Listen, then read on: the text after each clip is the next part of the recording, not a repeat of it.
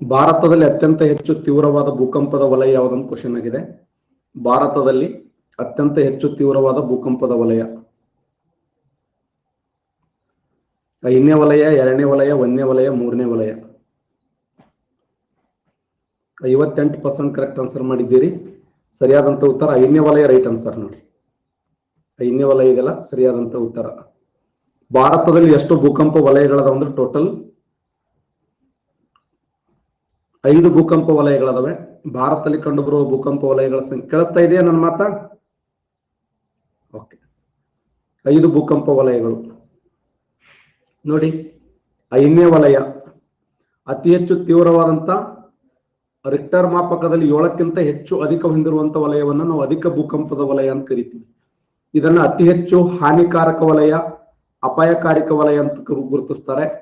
ಈಶಾನ್ಯ ರಾಜ್ಯಗಳಾಗಿರುವಂತ ಜಮ್ಮು ಕಾಶ್ಮೀರದ ಭಾಗ, ಉತ್ತರಾಖಂಡ, ಬಿಹಾರ್, ಕಚ್ ಪ್ರದೇಶಗಳು ಗರಿಷ್ಠ ಪ್ರಮಾಣದಲ್ಲಿ ಅಂದ್ರೆ ರಿಕ್ಟರ್ ಮಾನ 7ಕ್ಕಿಂತ ಜಾಸ್ತಿ ಇದ್ದರೆ ಅದಕ್ಕೆ ಏನಂತ ಕರಿತೀವಿ ಅಂದ್ರೆ ಅತ್ಯಂತ ತೀವ್ರವಾಗಿರುವಂತ ಭೂಕಂಪದ ವಲಯ ಅಂತ ಹೇಳಿ ಗುರುತಿಸ್ತೀವಿ. ರಿಕ್ಟರ್ ಮಾನ 7ಕ್ಕಿಂತ ಜಾಸ್ತಿ ಇರಬೇಕು. 7ಕ್ಕಿಂತ ಜಾಸ್ತಿ ಇತ್ತಂದ್ರೆ ಅದು ಭೂಕಂಪವನ್ನು ಅಳತೆ ಮಾಡುವ ಮಾಪಕ ಯಾವ್ದಂತ ಕ್ವಶನ್ ಕೇಳಿದ್ದಾನೆ. ಭೂಕಂಪವನ್ನು ಅಳತೆ ಮಾಡುವ ಮಾಪಕ ಅಂದ್ರೆ ರಿಕ್ಟರ್ ಮಾನ ನೋಡಿ. ಸಿಸ್ಮೋಗ್ರಾಫ್ ಎಂಬ ಮಾಪಕದಲ್ಲಿ ರಿಕ್ಟರ್ ಎಂಬ ಮಾನದಲ್ಲಿ ಅಳತೆ ಮಾಡಲಾಗುತ್ತದೆ.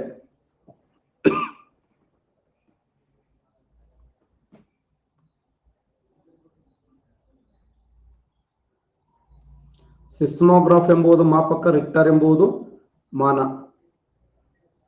3 ಅಲೆಗಳು, 4 ಅಲೆಗಳು, 5 ಅಲೆಗಳು, 6 ಅಲೆಗಳು. ಭೂಕಂಪದಲ್ಲಿ ಒಟ್ಟು ಅಲೆಗಳ ಸಂಖ್ಯೆ ಎಷ್ಟು? ಭೂಕಂಪದಲ್ಲಿ ಆರಂಭದಿಂದ ಅಂತ್ಯದವರೆಗೆ ಅಲೆಗಳ ಸಂಖ್ಯೆ ಎಷ್ಟು? ಶಬಾಷ್. ಭೂಕಂಪದ ಆರಂಭದಿಂದ ಅಂತ್ಯದವರೆಗೆ ಒಟ್ಟು ಅಲೆಗಳ ಸಂಖ್ಯೆ ಎಷ್ಟು ಅಂತ ಕ್ವಶನ್ ಕೇಳಿದ್ರೆ, ಭೂಕಂಪದ ಆರಂಭದಿಂದ ಅಂತ್ಯದವರೆಗೆ ಅಲೆಗಳ ಸಂಖ್ಯೆ ಎಷ್ಟು? ಟೋಟಲ್ 3 ಅಲೆಗಳು ನೋಡಿ. ಭೂಕಂಪದಲ್ಲಿ ಎಷ್ಟು ಅಲೆಗಳದಾವ ಅಂದ್ರೆ ಒಟ್ಟು 3 ಅಲೆಗಳನ್ನ ಕಾಣ್ತೀವಿ. 3 ಅಲೆಗಳು. ಪ್ರಾಥಮಿಕ ಅಲೆಗಳು,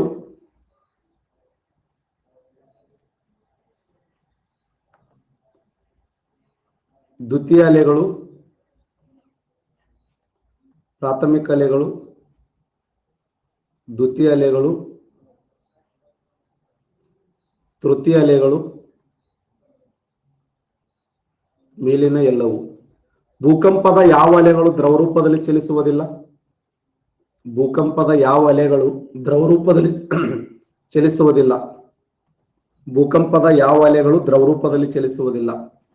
ಸರಿಯಾದಂತ ಉತ್ತರ ದ್ವಿತೀಯ ಅಲೆಗಳು ದ್ರವರೂಪದಲ್ಲಿ ಚಲಿಸುವುದಿಲ್ಲ ನೋಡಿ. ಭೂಕಂಪದ ಯಾವ ಅಲೆಗಳು ದ್ರವರೂಪದಲ್ಲಿ ಚಲಿಸುವುದಿಲ್ಲ ಅಂತ ಕ್ವಶನ್ ಕೇಳಿದ್ದಾನೆ. ಸರಿಯಾದಂತ ಉತ್ತರ ದ್ವಿತೀಯ ಅಲೆಗಳದವಲ್ಲ, ಇದು ದ್ರವರೂಪದಲ್ಲಿ ಚಲಿಸುವುದಿಲ್ಲ. ಭೂಕಂಪದ ಯಾವ ಅಲೆಗಳನ್ನ ಮೇಲ್ಮೈ ಅಲೆಗಳು ಅಂತ ಕರೀತಾರೆ? Surface waves. ಭೂಕಂಪದ ಯಾವ ಅಲೆಗಳನ್ನ ಮೇಲ್ಮೈ ಅಲೆಗಳು ಅಂತ ಕರೀತಾರೆ? ಭೂಕಂಪದ ಯಾವ ಅಲೆಗಳನ್ನ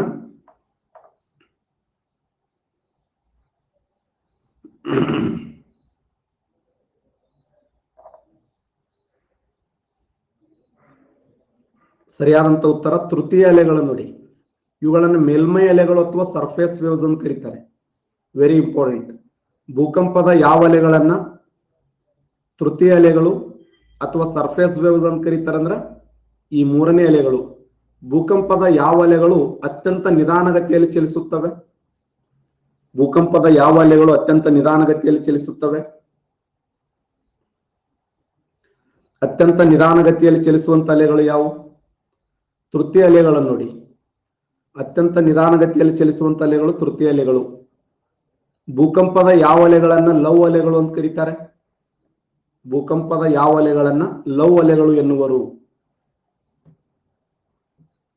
ಭೂಕಂಪದ ಯಾವ ಅಲೆಗಳನ್ನ ಲವ್ ಅಲೆಗಳು ಎನ್ನುವರು ಅಂದ್ರೆ ತೃತೀಯ ಅಲೆಗಳು ನೋಡಿ. ತೃತೀಯ ಅಲೆಗಳನ್ನ ಲವ್ ಅಲೆಗಳು ಅಂತ ಹೇಳಿ ಕರೀತಾರೆ. ತೃತೀಯ ಅಲೆಗಳನ್ನ ಲವ್ ಅಲೆಗಳು ಅಂತ ಹೇಳಿ ಕರೀತಾರೆ. ಯಾಕಂದ್ರೆ EH ಲವ್ ಅನ್ನುವಂತ ವಿಜ್ಞಾನಿ ಆವಿಷ್ಕಾರ ಮಾಡಿದ್ದರಿಂದ ಇವುಗಳನ್ನ ಲವ್ ಅಲೆಗಳು ಅಂತ ಹೇಳಿ ಕರೀತಾರೆ. ಭೂಕಂಪದ ಯಾವ ಅಲೆಗಳು ಅತಿ ವೇಗದಲ್ಲಿ ಚಲಿಸಿ ಭೂಮಿಯ ಮೇಲಿನ ಭಾಗಕ್ಕೆ ಮೊದಲು ಬಂದು ತಲುಪುವ ಅಲೆಗಳಾಗಿವೆ? ಅತಿ ವೇಗದಲ್ಲಿ ತಲುಪಿ ಮೊದಲು ಬಂದು ತಲುಪುವ ಅಲೆಗಳಾಗಿವೆ. ಪ್ರಾಥಮಿಕ ಅಲೆಗಳು ನೋಡಿ, ಪ್ರಾಥಮಿಕ ಅಲೆಗಳು, ಪ್ರಾಥಮಿಕ ಅಲೆಗಳಂದ್ರೂ ಒಂದೇ, ಪಿ ಅಲೆಗಳಂದ್ರೂ ಒಂದೇ. ನೆಕ್ಸ್ಟ್ ಕ್ವಶನ್, ಭಾರತದಲ್ಲಿ ಒಟ್ಟು ಜೈವಿಕ ಸಂರಕ್ಷಣಾ ವಲಯಗಳು, ನಮ್ಮ ದೇಶದಲ್ಲಿ ಟೋಟಲ್ ಎಷ್ಟು ಜೈವಿಕ ಸಂರಕ್ಷಣಾ ವಲಯಗಳದಾವೆ? 18 ಜೈವಿಕ ಸಂರಕ್ಷಣಾ ವಲಯಗಳದಾವೆ, 19 ಅದಾವೆ, 42 ಅದಾವೆ. ಭಾರತ ದೇಶದಲ್ಲಿ ಟೋಟಲ್ ಎಷ್ಟು ಜೈವಿಕ ಸಂರಕ್ಷಣಾ ತಾಣಗಳದಾವ ಅಂದ್ರೆ, ಭಾರತ ದೇಶದಲ್ಲಿ ಒಟ್ಟು ಜೈವಿಕ ಸಂರಕ್ಷಣಾ ತಾಣಗಳ ಸಂಖ್ಯೆ 18 ಜೈವಿಕ ಸಂರಕ್ಷಣಾ ತಾಣಗಳನ್ನು ನೋಡ್ತೀವಿ. ಆ 18 ಜೈವಿಕ ಸಂರಕ್ಷಣಾ ತಾಣಗಳಲ್ಲಿ ವಿಶ್ವ ಗುಂಪಿಗೆ ಸೇರಿದ ಸಂರಕ್ಷಣಾ ತಾಣಗಳ ಸಂಖ್ಯೆ 12. 12ನೇ ಜೈವಿಕ ಸಂರಕ್ಷಣಾ ತಾಣ ಯಾವುದಂದ್ರೆ ಮಧ್ಯಪ್ರದೇಶದ ಪನ್ನಾ. ನೋಡಿ, ಭಾರತ ಸರ್ಕಾರ 18 ಜೈವಿಕ ಸಂರಕ್ಷಣಾ ವಲಯಗಳನ್ನು ಸ್ಥಾಪನೆ ಮಾಡಿದೆ. ಈ ವಿಶಾಲವಾದ ಪ್ರದೇಶವನ್ನ ರಾಷ್ಟ್ರೀಯ ಉದ್ಯಾನವನಗಳು ಅಥವಾ ವನ್ಯಜೀವಿ ಧಾಮಗಳು ಸಂರಕ್ಷಿಸುತ್ತವೆ. ಇವು ಒಂದು ಅಥವಾ ಒಂದಕ್ಕಿಂತ ಹೆಚ್ಚು ರಾಷ್ಟ್ರೀಯ ಉದ್ಯಾನವನಗಳ ಜೊತೆಗೆ ಮಧ್ಯವರ್ತಿ ವಲಯಗಳಾಗಿವೆ. ಹಾಗಾದ್ರೆ ಭಾರತ ದೇಶದಲ್ಲಿ ಪ್ರಸ್ತುತ 18 ಜೈವಿಕ ಸಂರಕ್ಷಣಾ ತಾಣಗಳಲ್ಲಿ 8 ಅಂತ ಕೊಟ್ಟಿದ್ದಾನೆ, ಪ್ರೆಸೆಂಟ್ 12 ಅದಾವ ನೋಡಿ, 12. ಕಾದರ ಮತ್ತು ಬಂಗಾರ ಯಾವ ಮಣ್ಣಿನ ಪ್ರಕಾರವಾಗಿವೆ? ಕಾದರ ಮತ್ತು ಬಂಗಾರ ಅನ್ನುವಂಥದ್ದು ಯಾವ ಮಣ್ಣಿನ ಪ್ರಕಾರವಾಗಿದೆ? ಕೆಂಪು ಮಣ್ಣಿನ ಪ್ರಕಾರವಾಗಿದೆ, ಕಪ್ಪು ಮಣ್ಣಿನ ಪ್ರಕಾರವಾಗಿದೆ, ಮೆಕ್ಕಲು ಮಣ್ಣಿನ ಪ್ರಕಾರವಾಗಿದೆ, ಜಂಬೆಟ್ಟಿಗೆ ಮಣ್ಣಿನ ಪ್ರಕಾರವಾಗಿದೆ. ಕಾದರ ಮತ್ತು ಬಂಗಾರ ಅನ್ನುವಂಥದ್ದು ಯಾವ ಮಣ್ಣಿನ ಪ್ರಕಾರವಾಗಿದೆ? Important question. ಅಂತ ಉತ್ತರ ಮೆಕ್ಕಲು ಮಣ್ಣು, ರೈಟ್ ಆನ್ಸರ್. ನೋಡಿ, ಇದು ಕ್ವಶನ್ ಕೇಳಿದ್ದಾನೆ. ಕಾದರ ಮತ್ತು ಬಂಗಾರ ಈ ಕೆಳಗಿನ ಯಾವ ಮಣ್ಣು 250 ಸೆಂಟಿಮೀಟರ್ಗಿಂತ ಹೆಚ್ಚು ಮಳೆ ಬೀಳುವ ಪ್ರದೇಶದಲ್ಲಿ ಕಂಡು ಬರುತ್ತದೆ? 250 ಸೆಂಟಿಮೀಟರ್ಗಿಂತ ಹೆಚ್ಚು ಮಳೆ ಬೀಳುವ ಪ್ರದೇಶದಲ್ಲಿ ಕಂಡುಬರುವ ಮಣ್ಣು ಯಾವುದು?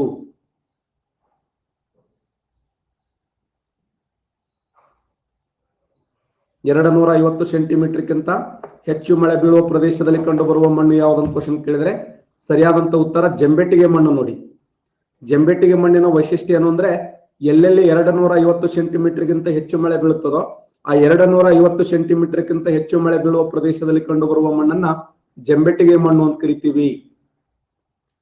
ಚಹಾ, ರಬ್ಬರ್, ಮಸಾಲೆ ಪದಾರ್ಥಗಳನ್ನ, ಕಾಫಿ ಬೆಳೆಯುವಂತ ಮಣ್ಣು ಅಂದ್ರೆ ಜಂಬೆಟ್ಟಿಗೆ ಮಣ್ಣು. ಈ ಕೆಳಗಿನ ಯಾವ ಮಣ್ಣನ್ನ ಹತ್ತಿಯ ಮಣ್ಣು ಅಂತ ಕರೀತಾರೆ? ಹತ್ತಿ ಬೆಳೆಯುವ ಮಣ್ಣು, ಅಪಾರ ಪ್ರಮಾಣದಲ್ಲಿ ಹತ್ತಿ ಉತ್ಪಾದನೆ ಮಾಡುತ್ತದೆ.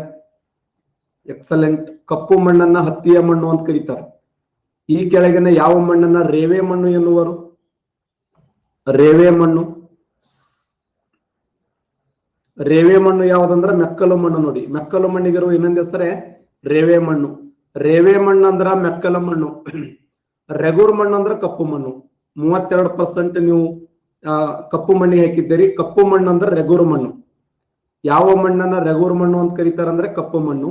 ರೇವೆ ಮಣ್ಣು ಅಂತಂದ್ರೆ ಮೆಕ್ಕಲು ಮಣ್ಣು. ಈ ಕೆಳಗಿನ ಯಾವ ಮಣ್ಣನ್ನ ನೇರೆ ಮಣ್ಣು ಅನ್ನುವರು? ನೇರೆ ಮಣ್ಣು ಎಂದು ಕರೆಯುತ್ತಾರೆ. ಮಣ್ಣಿನ ಮೇಲೆ ಒಂದು ಗ್ಯಾರಂಟಿ ಫಿಕ್ಸ್ ಕ್ವಶನ್ PSIಗೆ ಏನ್ ಕೇಳ್ತಾ ಇದ್ದೀನಿ, ಇದೇ ತರ ಪ್ರಶ್ನೆಗಳು ಬರ್ತವೆ. ಮೆಕ್ಕಲು ಮಣ್ಣನ್ನ ನೇರೆ ಮಣ್ಣು ಅಂತ ಕರಿತೀರಿ. ಈ ಕೆಳಗಿನ ಯಾವ ಮಣ್ಣು ಅತಿ ಹೆಚ್ಚು ಸೆಣಬು ಉತ್ಪಾದನೆ ಮಾಡಲು ಯೋಗ್ಯವಾಗಿದೆ? ಗರಿಷ್ಠ ಪ್ರಮಾಣದಲ್ಲಿ ಸೆಣಬು ಉತ್ಪಾದನೆ ಮಾಡುವಂತ ಮಣ್ಣು ಯಾವುದು? ಎಕ್ಸಲೆಂಟ್. ಮೆಕ್ಕಲು ಮಣ್ಣು ಸೆಣಬು ಬೆಳೆಗೆ ಅತ್ಯಂತ ಪ್ರಸಿದ್ಧಿಯಾಗಿದೆ. ನೋಡಿ, ಈ ಕೆಳಗಿನ ಯಾವ ಮಣ್ಣು ಅತ್ಯಂತ ಹಗುರವಾಗಿದ್ದು ತೆಳುವಾಗಿದ್ದು ನೀರನ್ನು ಸಂಗ್ರಹಿಸಿಕೊಳ್ಳುವ ಸಾಮರ್ಥ್ಯ ಕಡಿಮೆ ಇದೆ? ಹಗುರವಾಗಿದೆ, ತೆಳುವಾಗಿದೆ, ನೀರನ್ನು ಸಂಗ್ರಹಿಸಿಕೊಳ್ಳುವ ಸಾಮರ್ಥ್ಯ ಕಡಿಮೆ ಇದೆ.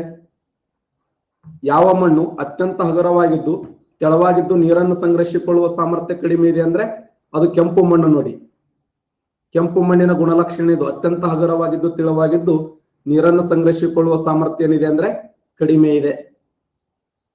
ನೋಡಿ, ಮೆಕ್ಕಲು ಮಣ್ಣಿನ ವೈಶಿಷ್ಟ್ಯ, ಈ ಮಣ್ಣು ನದಿ ಸಂಚಯನ ಮಣ್ಣು ಅಂತ ಕರಿತೀವಿ. ನದಿಗಳು ಸಂಚಯನಗೊಳ್ಳುವುದರಿಂದ ನಿರ್ಮಾಣಗೊಳ್ಳುವ ಮಣ್ಣನ್ನ ನದಿ ಸಂಚಯನ ಮಣ್ಣು ಅಂತ ಹೇಳಿ ಕರಿತೀವಿ. ಹೈಯೆಸ್ಟ್ ದೇಶದಲ್ಲಿ ಇದೇ ಮಣ್ಣಿದೆ, 43.36%, 43.36%. ಇಡೀ ಭಾರತ ದೇಶದಲ್ಲಿ ಹೈಯೆಸ್ಟ್ ಹಂಚಿಕೆಯಾಗಿರುವಂತ ಮಣ್ಣು ಮೆಕ್ಕಲು ಮಣ್ಣು. ಭಾರತದಲ್ಲಿ ಮೆಕ್ಕಲು ಮಣ್ಣಿನಲ್ಲಿ 2 ವಿಧಗಳದಾವೆ, ಒಂದು ಕಾದರ, ಇನ್ನೊಂದು ಬಂಗಾರ ಅಂತ. ಕಾದರ ಮತ್ತು ಬಂಗಾರ. ಕಾದರ, ಬಂಗಾರ, ಕಂಕರ ಅಂತೇಳಿ ಮೂರು ತರದ ಮಣ್ಣುಗಳನ್ನು ನೋಡ್ತೀವಿ. ಎಲ್ಲೆಲ್ಲಿ ನದಿಗಳು ಹರಿತಾವಲ್ಲ, ನದಿ ಮುಖಜ ಭೂಮಿಗಳಲ್ಲಿ ಕಂಡು ಬರುವಂತ ಮಣ್ಣು ಯಾವುದಂದ್ರ ಅದು ಮೆಕ್ಕಲು ಮಣ್ಣಾಗಿರುತ್ತದೆ. ಭೂಮಿಯ ಮೇಲೆ ಅತಿ ಹೆಚ್ಚು ಮಳೆಯಾಗುವ ಸ್ಥಳ ಯಾವುದು? ಇಡೀ ಭೂಮಿಯ ಮೇಲೆ ಗರಿಷ್ಠ ಮಳೆಯಾಗುವ ಸ್ಥಳ Mawsynram, Agumbe, Switzerland, Hulikal. 90% correct answer ಮಾಡಿದ್ದೀರಿ. ಸರಿಯಾದಂತ ಉತ್ತರ ಮೌಸಿನ್ರಾಮ. ನೋಡಿ, ಮೇಘಾಲಯದ ಮೌಸಿನ್ರಾಮದಲ್ಲಿ ಭೂಮಿಯ ಮೇಲಿನ ಅತಿ ಹೆಚ್ಚು ಮಳೆ ಬೀಳುವಂತ ಸ್ಥಳವಾಗಿದೆ.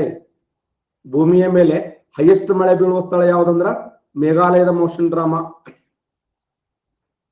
ಮೇಘಾಲಯದ ಮೌಸಿನ್ರಾಮ ಭೂಮಿಯ ಮೇಲೆ ಅತಿ ಹೆಚ್ಚು ಮಳೆ ಬೀಳುವ ಸ್ಥಳವಾಗಿದೆ. ಈ ಕೆಳಗಿನ ಯಾವ ಸ್ಥಳ ಕರ್ನಾಟಕ ರಾಜ್ಯದಲ್ಲಿ ದಾಖಲೆ ಮಳೆಯಾಗಿದೆ ಅಂದ್ರೆ ಹುಲಿಕಲ್. ಸದಾ ಮಳೆಯಾಗುವಂತ ಸ್ಥಳ ಅಂದ್ರೆ ಆಗುಂಬೆ. ಯಾವ ಸ್ಥಳವನ್ನ ಭಾರತದ ಕಾಳಿಂಗ ಸರ್ಪಗಳ ರಾಜಧಾನಿ ಅಂತ ಕರೀತಾರೆ? ಯಾವ ಸ್ಥಳವನ್ನ ಭಾರತದ ಕಾಳಿಂಗ ಸರ್ಪಗಳ ರಾಜಧಾನಿ ಅಂತ ಕರೀತಾರೆ? ಆಗುಂಬೆಯನ್ನು ನೋಡಿ, ಆಗುಂಬೆಯನ್ನ ಭಾರತದ ಕಾಳಿಂಗ ಸರ್ಪಗಳ ರಾಜಧಾನಿ ಅಂತ ಕರೆದವರು ವಿಟೇಕರ್ ಅನ್ನುವಂತ ಉರುಗ ತಜ್ಞ. ವಿಟೇಕರ್ ಎಂಬ ಉರುಗ ತಜ್ಞ ಈ ಆಗುಂಬೆಯನ್ನ ಭಾರತದ ಕಾಳಿಂಗ ಸರ್ಪಗಳ ರಾಜಧಾನಿ ಎಂದು ಕರೆದನು. ನೆಕ್ಸ್ಟ್ ಕ್ವಶನ್ ನೋಡಿ, ಮೇಘಾಲಯದಲ್ಲಿ ಆ ನೋಕ್ರೋಕ್ ಪ್ರದೇಶದ ಮೌಸಿನ್ರಾಮ, ಮೊನ್ನೆ ಕ್ವಶನ್ ಕೇಳಿದ್ದ ನೋಡಿ 200 PSIಗೆ 2020 ನೋಕ್ರೋಕ್ ಅನ್ನುವಂತ ಜೈವಿಕ ಸಂರಕ್ಷಣಾ ತಾಣ ಎಲ್ಲಿ ಕಂಡು ಬರುತ್ತದೆ ಅಂದ್ರ ಮೇಘಾಲಯದಲ್ಲಿ ಕಂಡು ಬರುತ್ತದೆ. ಆ ಮೇಘಾಲಯದ ನೋಕ್ರೋಕ್ ಅನ್ನುವಂತ ಸ್ಥಳದಲ್ಲಿ ಮೌಸಿನ್ರಾಮ ಅನ್ನುವಂತ ಪ್ರದೇಶ ಕಂಡು ಬರ್ತದೆ. ಮತ್ತೆ ಚಿರಾಪುಂಜಿ ಅನ್ನುವಂತ ಸ್ಥಳ ಕಂಡು ಬರ್ತದೆ. ಆ ಮೌಸಿನ್ರಾಮ ಭೂಮಿಯ ಮೇಲೆ ಅತಿ ಹೆಚ್ಚು ಮಳೆಯಾಗುವ ಸ್ಥಳ ಅಥವಾ ಭೂಮಿಯ ಮೇಲೆ ಅತ್ಯಂತ ತೇವಾಂಶ ಭರಿತವಾಗಿರುವಂತ ಸ್ಥಳ ಅಂತ ಕರಿತೀವಿ.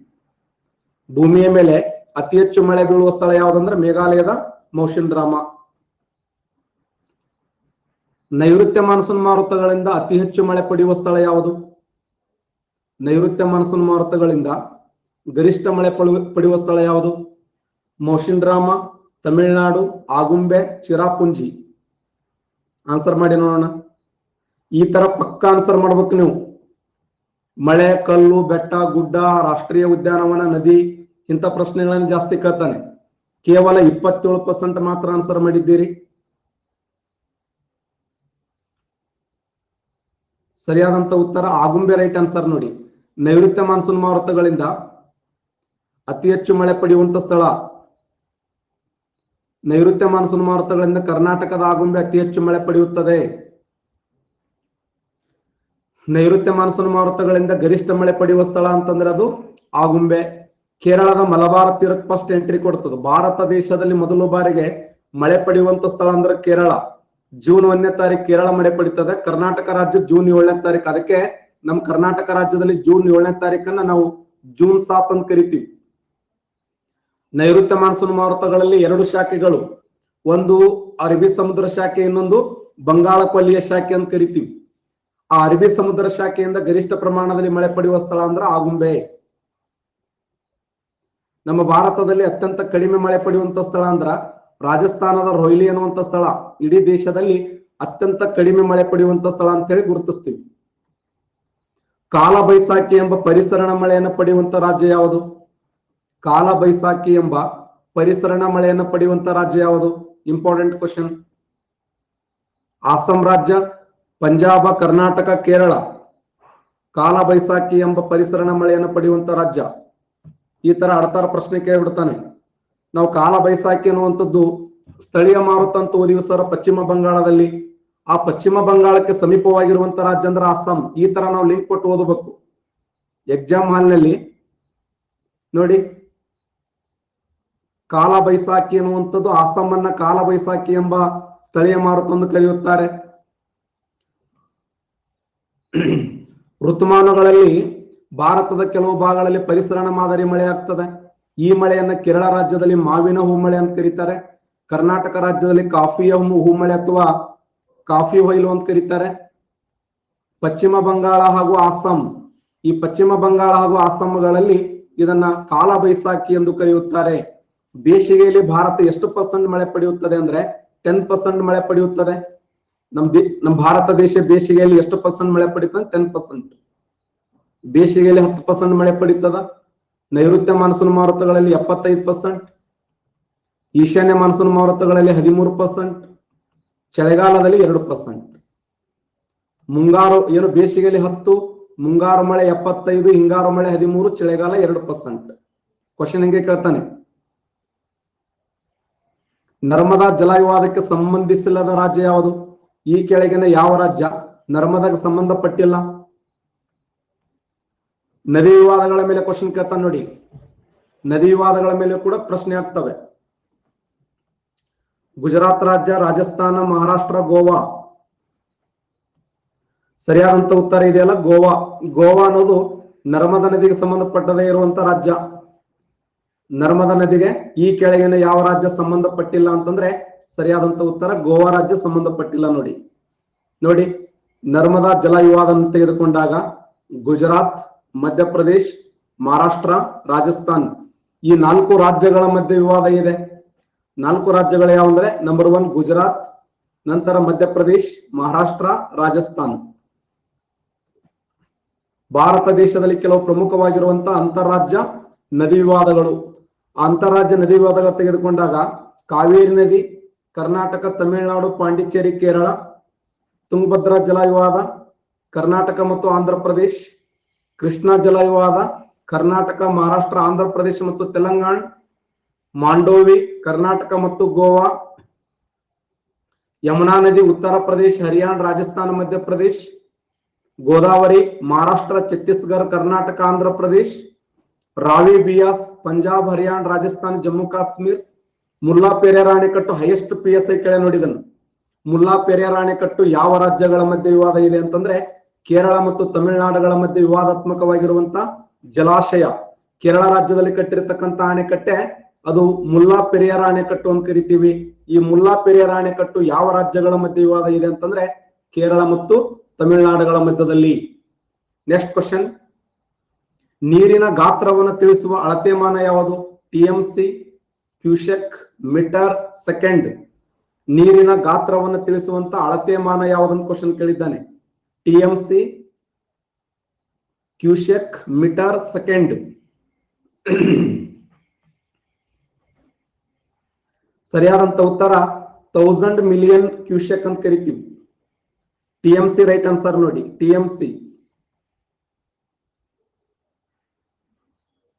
TMC ಎಂಬುದು ನೀರಿನ ಗಾತ್ರವನ್ನು ತಿಳಿಸುವಂತ ಅಳತೆಮಾನವಾಗಿದೆ. TMC ಅನ್ನುವಂಥದ್ದು ಇದೆಯಲ್ಲ, ಎಷ್ಟು ನಮ್ಮ ಆಲ್ಮಟ್ಟಿ ಅಣೆಕಟ್ಟು 123 TMC ವಾಟರ್ ಸ್ಟೋರೇಜ್ ಕೆಪಾಸಿಟಿ ಇದೆ. ಇನ್ನ ಇಡೀ ನಮ್ಮ ಭಾರತದ ಕರ್ನಾಟಕ ರಾಜ್ಯದಲ್ಲಿ ಗರಿಷ್ಠ ನೀರಿನ ಸಂಗ್ರಹ ಸಾಮರ್ಥ್ಯ ಹೊಂದಿದ್ದು ಲಿಂಗನಮಕ್ಕಿ. ಲಿಂಗನಮಕ್ಕಿಯ ಸಾಮರ್ಥ್ಯ ಎಷ್ಟಿದೆ ಅಂದ್ರೆ 156 TMC ಕೆಪಾಸಿಟಿ ಇದೆ. ಅದಕ್ಕೆ 156 TMC ಕೆಪಾಸಿಟಿ ಹೊಂದಿರತಕ್ಕಂತ ಒಂದು ಜಲಾಶಯ ಅಂದ್ರೆ ಲಿಂಗನಮಕ್ಕಿ. ಕರ್ನಾಟಕ ರಾಜ್ಯದ ಅತಿ ಹೆಚ್ಚು ನೀರಿನ ಸಂಗ್ರಹ ಸಾಮರ್ಥ್ಯ ಹೊಂದಿರುವಂತದ್ದು ಯಾವ್ದಂದ್ರೆ ಅದು ಲಿಂಗನಮಕ್ಕಿ. ಕರ್ನಾಟಕದಲ್ಲಿ ಅತಿ ಹೆಚ್ಚು ನೀರಿನ ಸಂಗ್ರಹ ಸಾಮರ್ಥ್ಯ ಹೊಂದಿದ 2ನೇ ಅಣೆಕಟ್ಟು ಅಂದ್ರೆ ಸೂಪಾ, ಉತ್ತರ ಕನ್ನಡ ಜಿಲ್ಲೆಯಲ್ಲಿ ಕಂಡು ಬರುವಂತ ಸೂಪಾ ಜಲಾಶಯ. ನೆಕ್ಸ್ಟ್ ಕ್ವಶನ್, ಯಾವ ನದಿಯು ಪೂರ್ವ ಅಭಿಮುಖವಾಗಿ ಹರಿಯುವುದಿಲ್ಲ ಅಂತ ಕ್ವಶನ್ ಕೊಟ್ಟಿದ್ದಾನೆ. ಯಾವ ನದಿಯು ಪೂರ್ವ ಅಭಿಮುಖವಾಗಿ ಹರಿಯುವುದಿಲ್ಲ? ಗೋದಾವರಿ ನದಿ, ಮಹಾನದಿ, ಕೃಷ್ಣಾ ನದಿ. ಮಹದಾಯಿ, ಕೃಷ್ಣ, ಮಹಾನದಿ.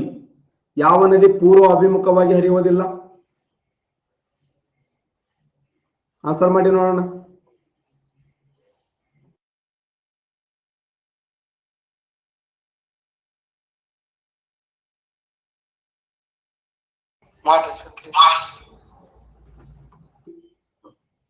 ಪೂರ್ವ ಅಭಿಮುಖವಾಗಿ ಹರಿಯುವುದಿಲ್ಲ ಅಂತಂದ್ರೆ ಸರಿಯಾದಂತ ಉತ್ತರ ಮಹಾನದಿ. ನೋಡಿ, ಇದನ್ನ ಕರ್ನಾಟಕದಲ್ಲಿ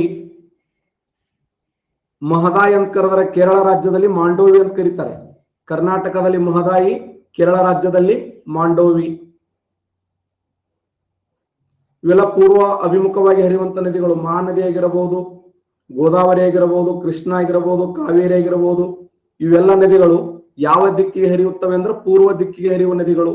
ಪೂರ್ವ ದಿಕ್ಕಿಗೆ ಹರಿದು ಅಂತಿಮವಾಗಿ ಬಂಗಾಳ ಕೊಲ್ಲಿಯನ್ನು ಸೇರುತ್ತವೆ. ಈ ನದಿಗಳು ಪ್ರಸ್ಥಭೂಮಿಯ ಪ್ರದೇಶದಲ್ಲಿ ಹುಟ್ಟಿ ಪೂರ್ವ ಅಭಿಮುಖವಾಗಿ ಹರಿಯುತ್ತಾ ಬಂಗಾಳ ಕೊಲ್ಲಿಯನ್ನು ಸೇರುವಂತ ನದಿಗಳ ಗುಂಪಾಗಿದೆ.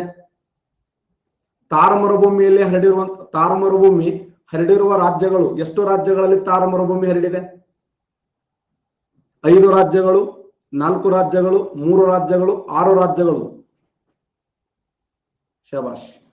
ಸರಿಯಾದಂತ ಉತ್ತರ 4 ರಾಜ್ಯಗಳಲ್ಲಿ ಥಾರ್ ಮರುಭೂಮಿ ಸಂಚಯನಗೊಂಡಿದೆ. ನೋಡಿ ನೋಡಿ, ರಾಜಸ್ಥಾನ್, ಗುಜರಾತ್, ಪಂಜಾಬ್, ಹರಿಯಾಣ. ಹೈಯೆಸ್ಟ್ ಯಾವ ರಾಜ್ಯ ಅಂತಂದ್ರೆ ರಾಜಸ್ಥಾನ್. ಈ 4 ರಾಜ್ಯಗಳಲ್ಲಿ ಗರಿಷ್ಠ ಯಾವ ರಾಜ್ಯದಲ್ಲಿ ಹಂಚಿಕೆಯಾಗಿದೆ ಅಂದ್ರೆ ರಾಜಸ್ಥಾನ್. 1,75,000 ಚದರ ಕಿಲೋಮೀಟರ್ ವಿಸ್ತೀರ್ಣ ಹೊಂದಿದೆ.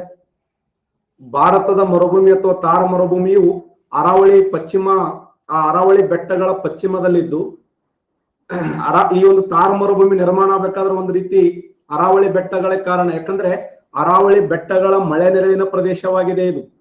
ಥಾರ್ ಮರುಭೂಮಿ ಇದೆಯಲ್ಲ, ಅರಾವಳಿ ಬೆಟ್ಟಗಳ ಮಳೆ ನೆರಳಿನ ಪ್ರದೇಶ ಅಂತ ಹೇಳಿ ಕರಿತೀವಿ. ಥಾರ್ ಮರುಭೂಮಿಯ ಕೇಂದ್ರ ಭಾಗವನ್ನ ಮರಸ್ಥಲಿ ಅಂತ ಹೇಳಿ ಕರೀತಾರೆ. ಮರಸ್ಥಲಿ. ಥಾರ್ ಮರುಭೂಮಿಯಲ್ಲಿ ಕಂಡ ಬರದ ಸರೋವರ ಯಾವುದು? Important question. ಸಾಂಬಾರ್ ಸರೋವರ, ತಾಲ್ ಸರೋವರ, ಕಾಟು ಸರೋವರ, ದಾಟು ಸರೋವರ. ಯಾವ ಸರೋವರ ಕಂಡು ಬರುವುದಿಲ್ಲ? ಕಂಡ ಬರದ ಸರೋವರ ಅಂತ ಕೊಟ್ಟಿದ್ದಾನವನು. ಕಂಡ ಬರದೇ ಇರುವಂತ ಸರೋವರ ಸಾಂಬಾರ ಸರೋವರ, ತಾಲ್ ಸರೋವರ, ಕಾಟು ಸರೋವರ, ದಾಟು ಸರೋವರ.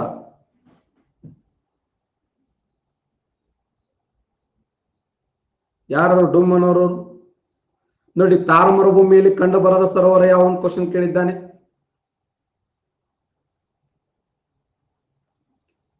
ತಾಲ್ ಸರೋವರ ಇದೆ, ಕಾಟು ಸರೋವರ ಇದೆ, ಸಾಂಬಾರ ಸರೋವರ ಇದೆ. ಯಾವ ಸರೋವರ ಇಲ್ಲ ಅಂದ್ರ ಈ ದಾಟು ಸರೋವರ ಅದಲ್ಲ, ಇದು ಇಲ್ಲ. ಇದು ದಾಟು ಸರೋವರ ಅನ್ನೋದು ಕಂಡು ಬರಂಗಿಲ್ಲ. ಸರೋವರ ಅಂದ್ರೆ ಏನು? ಸುತ್ತಲೂ ಭೂಮಿ ಮಧ್ಯದಲ್ಲಿ ನೀರು. ಸುತ್ತಲೂ ಭೂಮಿ ಇದ್ದು ಮಧ್ಯದಲ್ಲಿ ಅಪಾರ ಪ್ರಮಾಣದಲ್ಲಿ ನೀರಿತ್ತಂದ್ರೆ ಅದಕ್ಕೆ ಸರೋವರ ಅಂತ ಕರಿತೀವಿ. ಸುತ್ತಲೂ ಭೂಮಿ ಮಧ್ಯದಲ್ಲಿ ನೀರು.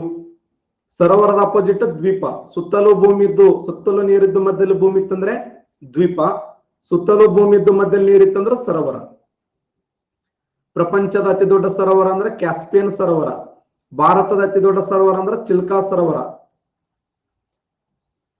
ಕನ್ಯಾಕುಮಾರಿಯಿಂದ ಕೃಷ್ಣಾ ನದಿ ಮುಖಜ ಭೂಮಿಯವರೆಗೆ ಯಾವ ತೀರ ಇದೆ? ಇಲ್ಲಿ ಕೇಂದ್ರ ತೀರ ಇದೆ, ಸರ್ಕಾರ ತೀರ ಇದೆ, ಕೋರಮಂಡಲ ತೀರ ಇದೆ, ಉತ್ಕಲ ತೀರ ಇದೆ. ಕನ್ಯಾಕುಮಾರಿಯಿಂದ ಕೃಷ್ಣಾ ನದಿ ಮುಖಜ ಭೂಮಿಯವರೆಗೆ ಕಂಡು ಬರುವಂತ ತೀರದ ಹೆಸರೇನು? ಕನ್ಯಾಕುಮಾರಿಯಿಂದ ಕೃಷ್ಣಾ ನದಿ ಮುಖಜ ಭೂಮಿಯವರೆಗೆ ಕಂಡು ಬರುವ ತೀರದ ಹೆಸರು ಕೋರಮಂಡಲ ತೀರ. Coromandel right answer. ನೋಡಿ, ಯಾಕಂದ್ರೆ ಕನ್ಯಾಕುಮಾರಿಯಿಂದ ಆರಂಭ ಆಗ್ತದಲ್ಲ, ತಮಿಳುನಾಡಿನ ಕನ್ಯಾಕುಮಾರಿ. ಕನ್ಯಾಕುಮಾರಿಯಿಂದ ಕೃಷ್ಣಾ ನದಿ ಮುಖಜ ಭೂಮಿಯವರೆಗೆ ಕಂಡು ಬರುವಂತದ್ದು. ಪೂರ್ವ ಕರಾವಳಿಯ ದಕ್ಷಿಣ ಭಾಗವನ್ನ ಕೋರಮಂಡಲ ತೀರ ಅಂತ ಕರೀತಾರೆ. ಈ ಕೋರಮಂಡಲ ತೀರ ಎಲ್ಲಿಂದ ಎಲ್ಲಿಯವರೆಗೆ ಅಂದ್ರ ಕನ್ಯಾಕುಮಾರಿಯಿಂದ ಆರಂಭಗೊಂಡು ಕೃಷ್ಣಾ ನದಿ ಮುಖಜ ಭೂಮಿಯವರೆಗೆ ಹಂಚಿಕೆಯಾಗಿದೆ. ಉತ್ತರ ಭಾಗವನ್ನ ಉತ್ತರ ಸರ್ಕಾರ ತೀರ ಅಂತ ಕರೀತಾರೆ. ಕೃಷ್ಣಾ ನದಿ ಮುಖಜ ಭೂಮಿಯಿಂದ ಹುಗ್ಲಿ ನದಿಯವರೆಗೆ. ಕೋರಮಂಡಲದ ಕರಾವಳಿ ಮೈದಾನವು ಈಶಾನ್ಯ ಮಾನ್ಸೂನ್ ಮಾರುತಗಳಿಂದ ಮಳೆ ಪಡೆದುಕೊಳ್ಳುವುದು. ಇದು ಏನಪ್ಪಾ ಅಂದ್ರೆ ತೀವ್ರವಾಗಿ ಚಂಡಮಾರುತಗಳ ಪ್ರಭಾವಕ್ಕೆ ಒಳಗಾಗುತ್ತದೆ. ನಾಳೆ ಕ್ವಶನ್ ಕೇಳ್ತಾನೆ. ಭಾರತ ದೇಶದಲ್ಲಿ ಚಂಡಮಾರುತದ ಪ್ರಭಾವಕ್ಕೆ ಒಳಗಾಗುವ ರಾಜ್ಯ ಯಾವುದಂತ ಕೇಳೇನೆ. ಭಾರತ ದೇಶದಲ್ಲಿ ಚಂಡಮಾರುತದ ಪ್ರಭಾವಕ್ಕೆ ಒಳಗಾಗುವಂತ ರಾಜ್ಯ ಅಂದ್ರೆ ತಮಿಳುನಾಡು. ನೋಡಿ, ತಮಿಳುನಾಡು ರೈಟ್ ಆನ್ಸರ್.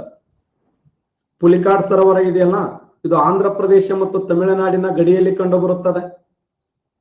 ಇನ್ನು ಕೊಲ್ಲೇರು ಸರೋವರ ಇದೆಯಲ್ಲ, ಕೃಷ್ಣಾ ಮತ್ತು ಗೋದಾವರಿ ನದಿ ಮುಖಜ ಭೂಮಿಯಲ್ಲಿ ಕಂಡು ಬರುತ್ತದೆ. ಕೃಷ್ಣಾ ಮತ್ತು ಗೋದಾವರಿ ನದಿ ಮುಖಜ ಭೂಮಿಗಳಲ್ಲಿ ಮಧ್ಯದಲ್ಲಿ ಕಂಡು ಬರುವಂತ ಒಂದು ಸರೋವರದ ಹೆಸರೇನಂದ್ರೆ ಕೊಲ್ಲೇರು ಸರೋವರ ಅಂತೇಳಿ ಕರಿತೀವಿ. ಚಿಲ್ಕಾ ಸರೋವರದ ವಿಶೇಷ ಏನಂದ್ರೆ ಒಡಿಶಾ ರಾಜ್ಯದಲ್ಲಿ ಕಂಡು ಬರುವಂತ ಭಾರತದ ಅತ್ಯಂತ ದೊಡ್ಡದಾಗಿರುವಂತ ಸರೋವರ ಅಂದ್ರ ಚಿಲ್ಕಾ ಸರೋವರ. ಪಶ್ಚಿಮ ಘಟ್ಟಗಳಲ್ಲಿ ಕಂಡು ಬರದ ಶಿಖರ ಯಾವುದಂತ ಕ್ವಶನ್ ಕೇಳಿದ್ದಾನೆ. ಪಶ್ಚಿಮ ಘಟ್ಟದಲ್ಲಿ ಕಂಡ ಬರದ ಶಿಖರ ಕುದುರೆಮುಖ, ಸಾಲೇರು, ಸಿಂಗರಾಜು, ಕಾಲ್ಸುಬಾಯಿ. Very important. ಪಶ್ಚಿಮ ಘಟ್ಟಗಳಲ್ಲಿ ಕಂಡ ಬರದ ಶಿಖರ. ಪಶ್ಚಿಮ ಘಟ್ಟಗಳಲ್ಲಿ ಯಾವ ಶಿಖರ ಕಂಡು ಬರುವುದಿಲ್ಲ ಅಂತ ಕೇಳಿದ್ದಾನೆ. ಕಂಡ ಬರದ ಶಿಖರ ಕುದುರೆಮುಖ, ಸಾಲೇರು, ಸಿಂಗರಾಜು, ಕಾಲ್ಸುಬಾಯಿ. ಯಾವ್ದು ಕಂಡು ಬರಂಗಿಲ್ಲ ಇಲ್ಲಿ?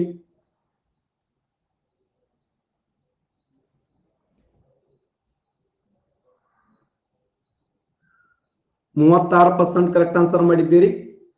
ಸಿಂಗರಾಜು ಅನ್ನುವಂಥದ್ದು ಕಂಡು ಬರಂಗಿಲ್ಲ. ನೋಡಿ, ಸಿಂಗರಾಜು ಕಂಡು ಬರಂಗಿಲ್ಲ. ಕುದುರೆಮುಖ ಕರ್ನಾಟಕ ರಾಜ್ಯದ ಅತ್ಯಂತ ಎತ್ತರವಾಗಿರುವಂತಹ ಶಿಖರವಾಗಿದೆ. ಕಾಲ್ಸುಬಾಯಿ ಮಹಾರಾಷ್ಟ್ರದ ಅತಿ ಎತ್ತರವಾದ ಶಿಖರ. ಸಾಲೇರು ಶಿಖರ, ಇದು ಕೂಡ ಮಹಾರಾಷ್ಟ್ರದಲ್ಲಿ ಕಂಡುಬರುತ್ತದೆ. ಮಹಾಬಳೇಶ್ವರ. ಪಶ್ಚಿಮ ಘಟ್ಟಗಳಲ್ಲಿ ಕಂಡುಬರುವ ಅತಿ ಎತ್ತರವಾದ ಶಿಖರ ಆನೈಮುಡಿ ಶಿಖರ. ಆನೈಮುಡಿ ಶಿಖರದ ವೈಶಿಷ್ಟ್ಯ ಏನು ಅಂದ್ರೆ ದಕ್ಷಿಣ ಭಾರತದ ಅತಿ ಎತ್ತರವಾದ ಶಿಖರವಾಗಿದೆ. ದಕ್ಷಿಣ ಭಾರತದಲ್ಲಿ ಅತ್ಯಂತ ಎತ್ತರವಾಗಿರುವಂತ ಶಿಖರ ಅಂದ್ರೆ ಆನೈಮುಡಿ. ಕರ್ನಾಟಕದ ಅತಿ ಎತ್ತರವಾದ ಶಿಖರ ಅಂದ್ರೆ ಮುಳ್ಳಯ್ಯನಗಿರಿ. ಭಾರತದ ಅತಿ ಎತ್ತರವಾದ ಶಿಖರ K2. ಪ್ರಪಂಚದ ಅತಿ ಎತ್ತರವಾದ ಶಿಖರ ಮೌಂಟ್ ಎವರೆಸ್ಟ್. ಏಷ್ಯಾ ಖಂಡದ ಅತಿ ಎತ್ತರವಾದ ಶಿಖರ ಮೌಂಟ್ ಎವರೆಸ್ಟ್. ಆಸ್ಟ್ರೇಲಿಯಾ ಖಂಡದ ಅತಿ ಎತ್ತರವಾದ ಶಿಖರ ಕೋಸಿಸ್ಕೋ. ಯುರೋಪ ಖಂಡದ ಅತಿ ಎತ್ತರವಾದ ಶಿಖರ ಮೌಂಟ್ ಎಲಬ್ರಸ್. ಆಫ್ರಿಕಾದ ಅತಿ ಎತ್ತರವಾದ ಶಿಖರ ಮೌಂಟ್ ಕಿಲಿಮಾಂಜರೋ. ಉತ್ತರ ಅಮೆರಿಕದ ಅತಿ ಎತ್ತರವಾದ ಶಿಖರ ಮೌಂಟ್ ಮ್ಯಾಕ್ ಕಿನ್ಲೆ. ದಕ್ಷಿಣ ಅಮೆರಿಕದ ಅತಿ ಎತ್ತರವಾದ ಶಿಖರ ಮೌಂಟ್ ಅಕಂಕಾಗುವಾ. ಅಂಟಾರ್ಟಿಕ್ ಖಂಡದ ಅತಿ ಎತ್ತರವಾದ ಶಿಖರ Mount Vinson Massif. Mount Vinson Massif. ಕರ್ನಾಟಕದ ಅತಿ ಎತ್ತರವಾದ ಶಿಖರ ಅಂದ್ರೆ ಮುಳ್ಳಯ್ಯನಗಿರಿ. ದಕ್ಷಿಣ ಭಾರತದ ಅತಿ ಎತ್ತರವಾದ ಶಿಖರ ಅಂದ್ರೆ ಆನೈಮುಡಿ. ಭಾರತದ ಅತಿ ಎತ್ತರವಾದ ಶಿಖರ ಅಂದ್ರೆ K2. ನೆಕ್ಸ್ಟ್ ಕ್ವಶನ್, ಭಾರತದ ಅತಿ ದೊಡ್ಡ ಸಿಹಿ ನೀರಿನ ಸರೋವರ ಯಾವುದು? ನಮ್ಮ ದೇಶದ ಅತ್ಯಂತ ದೊಡ್ಡದಾಗಿರುವಂತ ಸಿಹಿ ನೀರಿನ ಸರೋವರ, ಭಾರತದ ಅತಿ ದೊಡ್ಡ ಸಿಹಿ ನೀರಿನ ಸರೋವರ ಯಾವುದು? ಉಲಾರ್ ಸರೋವರ. ನೋಡಿ, ನಮ್ಮ ದೇಶದ ಅತಿ ದೊಡ್ಡ ಸಿಹಿ ನೀರಿನ ಸರೋವರ ಅಂದ್ರೆ ಉಲಾರ್ ಸರೋವರ. ಭಾರತದ ಅತಿ ದೊಡ್ಡ ಎರಡನೇ ಸಿಹಿ ನೀರಿನ ಸರೋವರ, ಭಾರತ ದೇಶದ ಅತಿ ದೊಡ್ಡ ಎರಡನೇ ಸಿಹಿ ನೀರಿನ ಸರೋವರ ದಾಲ್ ಸರೋವರ. ಭಾರತದ ಅತಿ ದೊಡ್ಡ ಸಿಹಿ ನೀರಿನ ಸರೋವರ ಅಂದ್ರೆ ಉಲಾರ್. ಅತಿ ದೊಡ್ಡ ಎರಡನೇ ಸಿಹಿ ನೀರಿನ ಸರೋವರ ಅಂದ್ರೆ ದಾಲ್. ಭಾರತ ದೇಶದ ತೇಲಾಡುವ ಸರೋವರ, ನಮ್ಮ ದೇಶದಲ್ಲಿ ತೇಲಾಡುವ ಸರೋವರ ಯಾವುದು? ಎಕ್ಸಲೆಂಟ್, ಲೋಕಟೆಕ್ ಸರೋವರ. ಭಾರತ ದೇಶದ ತೇಲಾಡುವ ಸರೋವರ ಅಂದ್ರೆ ಲೋಕಟೆಕ್ ಸರೋವರ. ನಮ್ಮ ದೇಶದ ಮೊಟ್ಟ ಮೊದಲ ಯಾವ ಸರೋವರ ರಾಮ್ಸಾರ್ ತಾಣಕ್ಕೆ ಸೇರ್ಪಡೆಯಾಯಿತು? ಭಾರತದ ಯಾವ ಸರೋವರ ಮೊಟ್ಟ ಮೊದಲ ಬಾರಿಗೆ ರಾಮ್ಸಾರ್ ತಾಣಕ್ಕೆ ಸೇರ್ಪಡೆಯಾಗಿದೆ ಅಂತಂದ್ರೆ ಚಿಲ್ಕಾ ಸರೋವರ. ನೋಡಿ, ಭಾರತದ ಯಾವ ಸರೋವರ ಮೊಟ್ಟ ಮೊದಲ ಬಾರಿಗೆ ರಾಮ್ಸಾರ್ ತಾಣಕ್ಕೆ ಸೇರ್ಪಡೆಯಾಗಿದೆ ಅಂದ್ರೆ ಚಿಲ್ಕಾ ಸರೋವರ. ಹಾಗಾದ್ರೆ ಇಲ್ಲಿಯವರೆಗೆ ಭಾರತ ದೇಶದಿಂದ ಎಷ್ಟು ಸ್ಥಳಗಳು ರಾಮ್ಸಾರ್ ತಾಣಕ್ಕೆ ಸೇರ್ಪಡೆಗೊಂಡಿದ್ದಾವೆ? ಇಲ್ಲಿಯವರೆಗೆ ಭಾರತ ದೇಶದಿಂದ ಎಷ್ಟು ಸ್ಥಳಗಳು? ಎಕ್ಸಲೆಂಟ್, 46 ಸ್ಥಳಗಳು. ನೋಡಿ, 46. ಇಲ್ಲಿಯವರೆಗೆ ಭಾರತ ದೇಶದಿಂದ ರಾಮ್ಸಾರ್ ತಾಣಕ್ಕೆ ಸೇರ್ಪಡೆಗೊಂಡಂತ ಸ್ಥಳಗಳ ಸಂಖ್ಯೆ 46. ನೋಡಿ, ಉಲಾರ್ ಸರೋವರ ಅನ್ನೋದು ಭಾರತದ ಅತ್ಯಂತ ದೊಡ್ಡದಾಗಿರುವಂತ ಸಿಹಿ ನೀರಿನ ಸರೋವರ ಅಂತ ಕರಿತೀವಿ. ನಮ್ಮ ದೇಶದ ಅತಿ ದೊಡ್ಡ ಸಿಹಿ ನೀರಿನ ಸರೋವರ ಅಂದ್ರೆ ಉಲಾರ್ ಸರೋವರ. ದಾಲ್ ಸರೋವರ ಭಾರತದ ಅತಿ ದೊಡ್ಡ ಪ್ರವಾಸಿಗರನ್ನ ಆಕರ್ಷಣೆ ಮಾಡುವ, ಚಳಿಗಾಲದಲ್ಲಿ ಹೆಪ್ಪುಗಟ್ಟುವ ಸರೋವರ. ದೇಶದ ಅತಿ ದೊಡ್ಡ ಎರಡನೇ ಸಿಹಿ ನೀರಿನ ಸರೋವರ ಅಂತ ಕರಿತೀವಿ. ಈ ಮಣಿಪುರ ರಾಜ್ಯದಲ್ಲಿ ಲೋಕಟೆಕ್ ಅನ್ನುವಂತ ಸರೋವರ ಇದೆ. ಇದು ತೇಲಾಡುವ ರಾಷ್ಟ್ರೀಯ ಉದ್ಯಾನವನ. ಕಿಬುಲ್ ಲಂಜಿಯೋ ಪ್ರಪಂಚದ ಯಾವ ರಾಷ್ಟ್ರೀಯ ಉದ್ಯಾನವನ ತೇಲಾಡುವ ರಾಷ್ಟ್ರೀಯ ಉದ್ಯಾನವನ ಹೊಂದಿದೆ ಅಂದ್ರೆ ಕಿಬುಲ್ ಲಂಜಿಯೋ. ಪ್ರಪಂಚದ ಯಾವ ಸರೋವರ ತೇಲಾಡುವ ಸರೋವರವಾಗಿದೆ ಅಂದ್ರೆ ಲೋಕಟೆಕ್ ಸರೋವರ. ಯಾವ ರಾಜ್ಯದಲ್ಲಿ ಕಂಡು ಬರುತ್ತದೆ ಅಂದ್ರೆ ಮಣಿಪುರ ರಾಜ್ಯದಲ್ಲಿ ಕಂಡು ಬರುತ್ತದೆ. ಪ್ರಪಂಚದ ಅತ್ಯಂತ ಉದ್ದವಾದ ಪುಷ್ಪ ಕಣಿವೆ, ಜಗತ್ತಿನ ಅತ್ಯಂತ ಉದ್ದವಾಗಿರುವಂತ ಪುಷ್ಪ ಕಣಿವೆಯಾಗಿದೆ. ನಾಥುಲಾ ಕಣಿವೆಯಾಗಿದೆ. ಜಿಲೇಪಾಲಾ ಕಣಿವೆಯಾಗಿದೆ. ಶಾಂಗ್ಫೋ ಕಣಿವೆಯಾಗಿದೆ. ಎಸ್, ಪ್ರಪಂಚದ ಅತ್ಯಂತ ಉದ್ದವಾಗಿದ್ದು ಯಾವ ಕಣಿವೆ?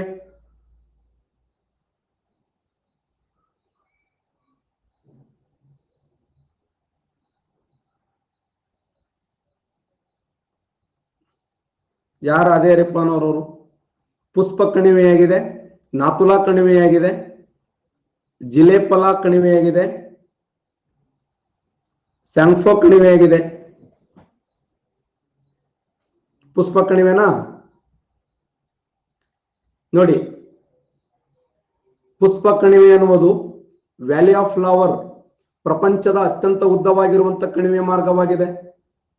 ಈ ಜಗತ್ತಿನ ಅತ್ಯಂತ ಉದ್ದವಾಗಿರುವಂತ ಕಣಿವೆ ಮಾರ್ಗ ಯಾವ್ದಂತ ಕ್ವಶನ್ ಕೇಳಿದ್ರೆ ಅದು ಪುಷ್ಪ ಕಣಿವೆ, ಗ್ರೇಟ್ ಫ್ಲವರ್ ಅಂತ ಕರಿತೀವಿ. ಆಲ್ಫೈನ್ ಹೂಗಳು ಮತ್ತು ವೈವಿಧ್ಯಮಯವಾಗಿರುವಂತ ಸಸ್ಯಗಳಿವೆ. ಇದು ಅನೇಕ ಬಣ್ಣದ ಹೂಗಳನ್ನ, ವೇಳೆಯಾದಂತೆ ಬಣ್ಣಗಳನ್ನ ಬದಲಾಯಿಸುವ ಹೂಗಳನ್ನ ಹೊಂದಿದೆ. ಇದು ಬ್ರಹ್ಮಕಮಲ, ಬ್ಲೂ ಪಪ್ಪಿ, ಕೋಬ್ರಾ, ಲಿಲ್ಲಿ ಹೂಗಳು ಮನೆಯಾಗಿವೆ. ಇದು ನಂದಾದೇವಿ ರಾಷ್ಟ್ರೀಯ ಉದ್ಯಾನವನದ ಒಂದು ಭಾಗವಾಗಿದೆ. ಬ್ರಹ್ಮಕಮಲ ಆಗಿರಬಹುದು, ಬ್ಲೂ ಪಪ್ಪಿ ಆಗಿರಬಹುದು, ಕೋಬ್ರಾ, ಲಿಲ್ಲಿ ಹೂಗಳು ಈ ಒಂದು ನಂದಾದೇವಿ ಜೈವಿಕ ಸಂರಕ್ಷಣಾ ತಾಣದ ಒಂದು ಭಾಗ ಅಂತ ಹೇಳಿ ಗುರುತಿಸ್ತೀವಿ. ಇಂಡಿಯನ್ ಮೆಟ್ರೋಲಾಜಿಕಲ್ ಡಿಪಾರ್ಟ್ಮೆಂಟ್ ಕೇಂದ್ರ ಸ್ಥಳ ಎಲ್ಲಿದೆ? ಲಕ್ನೋದಲ್ಲಿದೆ, ಪುಣೆಯಲ್ಲಿದೆ, ಲಕ್ನೋ ಅಂತ ಡಬಲ್ ಆಗಿದೆ, ದೆಹಲಿಯಲ್ಲಿದೆ. ಯಾವ ಸ್ಥಳದಲ್ಲಿ ಕಂಡು ಬರುತ್ತದೆ? Indian meteorological department Bina? ಅದೇ ರೀಪನವ್ರು ಯಾರು? ಸರಿಯಾದಂತ ಉತ್ತರ ಮಹಾರಾಷ್ಟ್ರದ ಪುಣೆ. ರೈಟ್ ಆನ್ಸರ್ ನೋಡಿ, ಮಹಾರಾಷ್ಟ್ರದ ಪುಣೆ. ಭಾರತ ದೇಶದ ಹವಾಮಾನ ಶಾಸ್ತ್ರ ಅಂತ ಕರಿತೀವಿ. ಹವಾಮಾನದ ಪರಿಸ್ಥಿತಿಯನ್ನ ವೈಜ್ಞಾನಿಕವಾಗಿ ಅಧ್ಯಯನ ಮಾಡುವ ಶಾಸ್ತ್ರಕ್ಕೆ ಹವಾಮಾನ ಶಾಸ್ತ್ರ ಅಂತ ಕರಿತೀವಿ. ಭಾರತದ ಹವಾಮಾನ ಇಲಾಖೆ ಕೇಂದ್ರ ಕಚೇರಿ ಇರುವುದು ಮಹಾರಾಷ್ಟ್ರದ ಪುಣೆಯಲ್ಲಿದೆ. ಮಹಾರಾಷ್ಟ್ರದ ಪುಣೆಯಲ್ಲಿ ಭಾರತದ ಹವಾಮಾನ ಶಾಸ್ತ್ರದ ಕೇಂದ್ರ ಕಚೇರಿಯನ್ನ ನೋಡ್ತಾ ಬರ್ತೀವಿ. ಪ್ರಪಂಚದ ಅತ್ಯಧಿಕ ಲವಣತಾ ಜಲಭಾಗ ಯಾವುದು?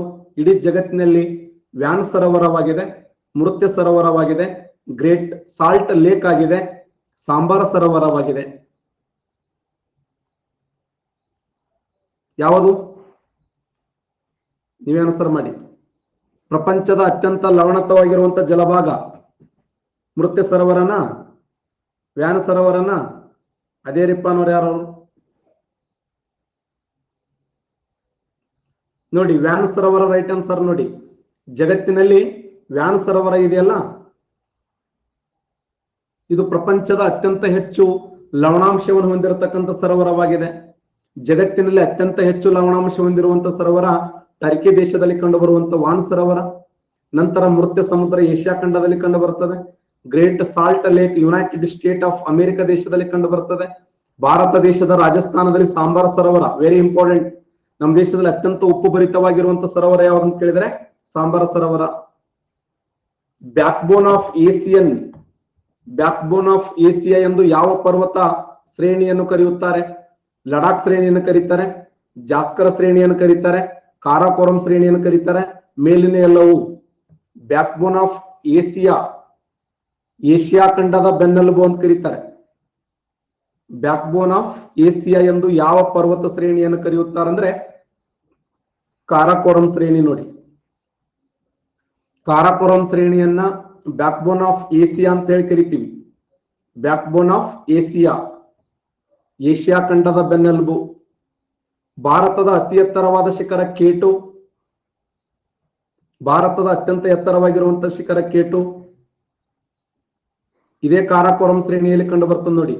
ಪ್ರಪಂಚದಲ್ಲಿ ಅತಿ ಹೆಚ್ಚು ಹಿಮನದಿಗಳು ಕಂಡು ಬರುವುದು, ಜಗತ್ತಿನಲ್ಲಿ ಅತಿ ಹೆಚ್ಚು ಹಿಮನದಿಗಳು ಕಂಡು ಬರುವುದು, ಪ್ರಪಂಚದಲ್ಲಿ ಅತಿ ಹೆಚ್ಚು ಹಿಮನದಿಗಳು ಕಂಡು ಬರುವುದು ಎಲ್ಲಿ? ಇದೇ ಕಾರಾಕೋರಂ ಶ್ರೇಣಿಯಲ್ಲಿ ಕಂಡು ಬರ್ತದೆ ನೋಡಿ. ಜಗತ್ತಿನಲ್ಲಿ ಹೈಯೆಸ್ಟ್ ಹಿಮನದಿಗಳು ಕಂಡು ಬರುವುದು ಇದೇ ಕಾರಾಕೋರಂ ಶ್ರೇಣಿಯಲ್ಲಿ ಕಂಡು ಬರ್ತವೆ ನೋಡಿ. ಕಾರಾಕೋರಂ ಶ್ರೇಣಿಯ ವೈಶಿಷ್ಟ್ಯ ಏನು ಅಂತಂದ್ರೆ ಇದು ಬ್ಯಾಕ್ ಬೋನ್ ಆಫ್ ಏಸಿಯಾ ಅಂತ ಕರೀತಾರೆ. ಉನ್ನತ ಶಿಖರಗಳು ಮತ್ತು ಹಿಮನದಿಗಳನ್ನು ಹೊಂದಿದ ಶ್ರೇಣಿಯಾಗಿದ್ದು ಕೇಟು ಇದೆಯಲ್ಲ, ಮೌಂಟ್ ಗಾಡ್ವಿನ್ ಆಸ್ಟಿನ್ 8611 ಮೀಟರ್ ಎತ್ತರವಾಗಿದ್ದು ಭಾರತದ ಅತ್ಯಂತ ಎತ್ತರವಾಗಿರುವಂತಹ ಶಿಖರವಾಗಿದೆ ಮತ್ತು ಪ್ರಪಂಚದ 2ನೇ ಎತ್ತರವಾಗಿರುವಂತಹ ಶಿಖರ. ಜಗತ್ತಿನ ಅತಿ ಎತ್ತರವಾದ ಶಿಖರ ಅಂತಂದ್ರೆ ಮೌಂಟ್ ಎವರೆಸ್ಟ್. ಪ್ರಪಂಚದ ಅತಿ ಎತ್ತರವಾದ 2ನೇ ಶಿಖರ ಅಂದ್ರೆ ಕೇಟು. ಈ ಕೇಟೋದಲ್ಲಿ ಕಂಡು ಬರುವಂತ ಹಿಮನದಿಗಳು ಫೇಮಸ್. ಇಲ್ಲಿ ನೋಡಿ, ಸಿಯಾಚಿನ್ ಅನ್ನುವಂತ ಹಿಮನದಿ ಇದೆ ಇಲ್ಲಿ, ಬಾತುರ್ ಅನ್ನುವಂತ ಹಿಮನದಿ, ಇಸ್ಪಾರ್ ಅನ್ನುವಂತ ಹಿಮನದಿ, ಬಯೋಫ್. ಈ ಸಿಯಾಚಿನ್ ಇದೆಯಲ್ಲ 72 ಕಿಲೋಮೀಟರ್ ಉದ್ದವಾಗಿದ್ದು ಇದು ಭಾರತ ದೇಶದ ಅತ್ಯಂತ ಉದ್ದವಾಗಿರುವಂತ ಹಿಮನದಿ. The longest glacier in India. ಭಾರತ ದೇಶದ ಅತ್ಯಂತ ಉದ್ದವಾದ ಹಿಮನದಿ ಯಾವ್ದಂದ್ರೆ ಸಿಯಾಚಿನ್. ಪ್ರಪಂಚದ ಅತಿ ಉದ್ದವಾದ ಹಿಮನದಿ ಅಂದ್ರೆ ಲ್ಯಾಂಬರ್ಟ್.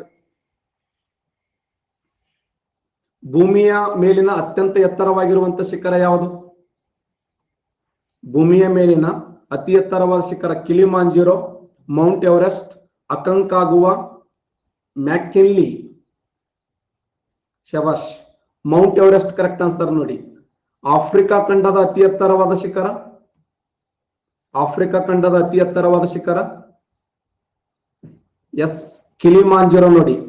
ಭೂಮಿಯ ಮೇಲಿನ ಅತಿ ಎತ್ತರವಾದ ಜ್ವಾಲಾಮುಖಿಯ ಶಿಖರ, ಭೂಮಿಯ ಮೇಲಿನ ಅತಿ ಎತ್ತರವಾದ ಜ್ವಾಲಾಮುಖಿಯ ಶಿಖರ ಎಕ್ಸಲೆಂಟ್. ಅಕಂಕಾಗುವ ದಕ್ಷಿಣ ಅಮೆರಿಕದ ಅರ್ಜೆಂಟೈನ್ ದೇಶದ ಅಕಂಕಾಗುವ ಇದೆಯಲ್ಲ, ಇದು ಭೂಮಿಯ ಮೇಲಿನ ಅತಿ ಎತ್ತರವಾದ ಜ್ವಾಲಾಮುಖಿಯ ಶಿಖರ ಅಂತೇಳಿ ಗುರುತಿಸ್ತೀವಿ ನೋಡಿ. ಫಸ್ಟ್ ಮೌಂಟ್ ಎವರೆಸ್ಟ್, ಅದಾದ ನಂತರ ಕಾಂಚನಜುಂಗ 8598, ಮಾಕಲು 8481 ಮೀಟರ್ ಎತ್ತರವಾಗಿದೆ, ಧವಳಗಿರಿ 8172, ಮಾನಸಲ್ಲು, ಚೋಯು, ನಂಗ ಪರ್ವತ, ಅನ್ನಪೂರ್ಣ, ನಂದಾದೇವಿ. ಹಾಗಾದ್ರೆ ಟೋಟಲ್ ಇಷ್ಟೆಲ್ಲ ಪರ್ವತಗಳದವಲ್ಲ, ಇಷ್ಟು ಪರ್ವತಗಳಲ್ಲಿ ಭಾರತ ದೇಶದಲ್ಲಿ ಕಂಡುಬರುವ ಪರ್ವತಗಳು ಯಾವುವು? ಇಷ್ಟೆಲ್ಲ ಪರ್ವತಗಳದಾವೆ. ಭಾರತ ದೇಶದಲ್ಲಿ ಕಂಡುಬರುವ ಪರ್ವತಗಳು ವೆರಿ ಇಂಪಾರ್ಟೆಂಟ್. ಕಾಂಚನಜುಂಗ ಅನ್ನುವಂತ ಪರ್ವತ ಕಂಡು ಬರ್ತದೆ, ಕಾಂಚನಜುಂಗ. ಮತ್ತೆ ಇನ್ನೊಂದು ನಂದಾದೇವಿ. ಕಾಂಚನಜುಂಗ ಮತ್ತು ನಂದಾದೇವಿ ಬಿಟ್ರೆ ಉಳಿದೆಲ್ಲ ಪರ್ವತಗಳು ಭಾರತ ದೇಶದಲ್ಲಿ ಇಲ್ಲಿ ಹಿಮಾಲಯದಲ್ಲಿ ಕಂಡು ಬರುವಂತದ್ದು ಕಾಂಚನಜುಂಗ, ಇನ್ನೊಂದು ನಂದಾದೇವಿ. ಎರಡೂ ಪರ್ವತಗಳು ಬಿಟ್ರೆ ಉಳಿದೆಲ್ಲ ಪರ್ವತಗಳು ಭಾರತ ದೇಶದಲ್ಲಿ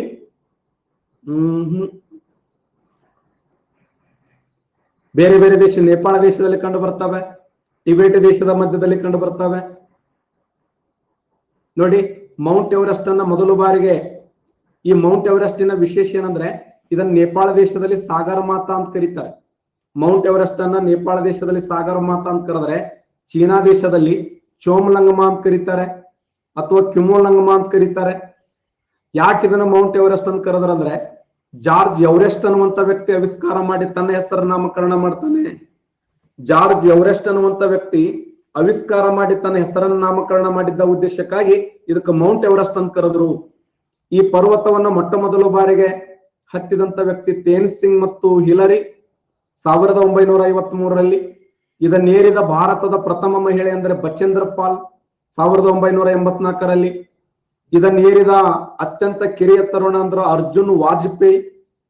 ಇದನ್ನೇರಿದ ಪ್ರಪಂಚದ ಅತಿ ಕಿರಿಯ ಬಾಲಕ 13 ವರ್ಷದ ಬಾಲಕ ಅಂದ್ರೆ ಜೋರ್ಡನ್ ರೋಮಿಯೋ ಅನ್ನುವಂತ ವ್ಯಕ್ತಿ. ಅತ್ಯಂತ ಚಿಕ್ಕ ವರ್ಷದ ಹುಡುಗ 13 ವರ್ಷದ ಬಾಲಕ ಈ ಒಂದು ಪರ್ವತವನ್ನು ಹತ್ತುವಲ್ಲಿ ಯಶಸ್ವಿಯಾದನು. 13 ವರ್ಷದ ಹುಡುಗ ಈ ಒಂದು ಪರ್ವತವನ್ನು ಹತ್ತುವಲ್ಲಿ ಯಶಸ್ವಿಯಾದನು. ಇದು ಕೇವಲ 13 ವರ್ಷದ ಬಾಲಕ ಅಂತ ಹೇಳಿ ಕರೆಯಲ್ಪಡ್ತಾರೆ. ಬಹಳ ಬೀಜ ಬಟ್ ಅಲ್ಲಿಗೆ ಕಳಿಸ್ರ ನನ್ನ. ಭಾರತದ ಅತಿ ದೊಡ್ಡ ಡೂನ್ ಯಾವುದು? ಡೆಹ್ರಾಡೂನ್, ಉದಾಂಪುರ್, ಕೋಟ್ಲಿ, ಕೋಟಾ. ನಮ್ಮ ದೇಶದ ಅತಿ ದೊಡ್ಡ ಡೂನ್ ಯಾವುದು? ಭಾರತದ ಅತಿ ದೊಡ್ಡ ಡೂನ್ ಯಾವುದು? ಡೆಹ್ರಾಡೂನ್. ಎಕ್ಸಲೆಂಟ್. ಭಾರತ ದೇಶದ ಅತಿ ದೊಡ್ಡ ಡೂನ್ ಯಾವಂದ್ರೆ ಡೆಹ್ರಾಡೂನ್ ನೋಡಿ. ಡೂನ್ಗಳಲ್ಲಿ ಅತಿ ದೊಡ್ಡ ಡೂನ್ ಯಾವಂದ್ರೆ ಡೆಹ್ರಾಡೂನ್, ನೆನ್ಪಿಡಿ.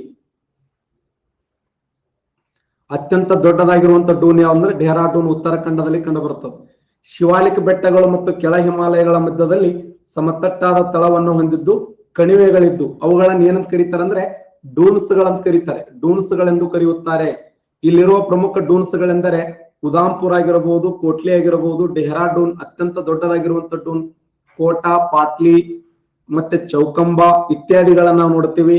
ಹೊರ ಹಿಮಾಲಯಗಳ ಫಲವತ್ತಾಗಿದ್ದು ಸಾಂದ್ರವಾದ ಕೃಷಿಯನ್ನು ಮತ್ತು ದಟ್ಟವಾದ ಜನಸಂಖ್ಯೆಯನ್ನ ಹೊಂದಿದೆ ಅಂತೇಳಿ ಅಧ್ಯಯನ ಮಾಡ್ತೀವಿ.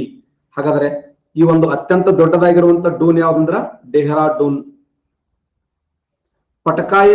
ಪಟಕಾಯಿ ಭೂಮ್ ಬೆಟ್ಟಗಳು ಕಂಡು ಬರುವ ರಾಜ್ಯ ಯಾವುದು? ಯಾವ ರಾಜ್ಯದಲ್ಲಿ ಪಟಕಾಯಿ ಭೂಮ್ ಬೆಟ್ಟಗಳು ಕಂಡು ಬರ್ತವೆ? ಅರುಣಾಚಲ ಪ್ರದೇಶದಲ್ಲಿ,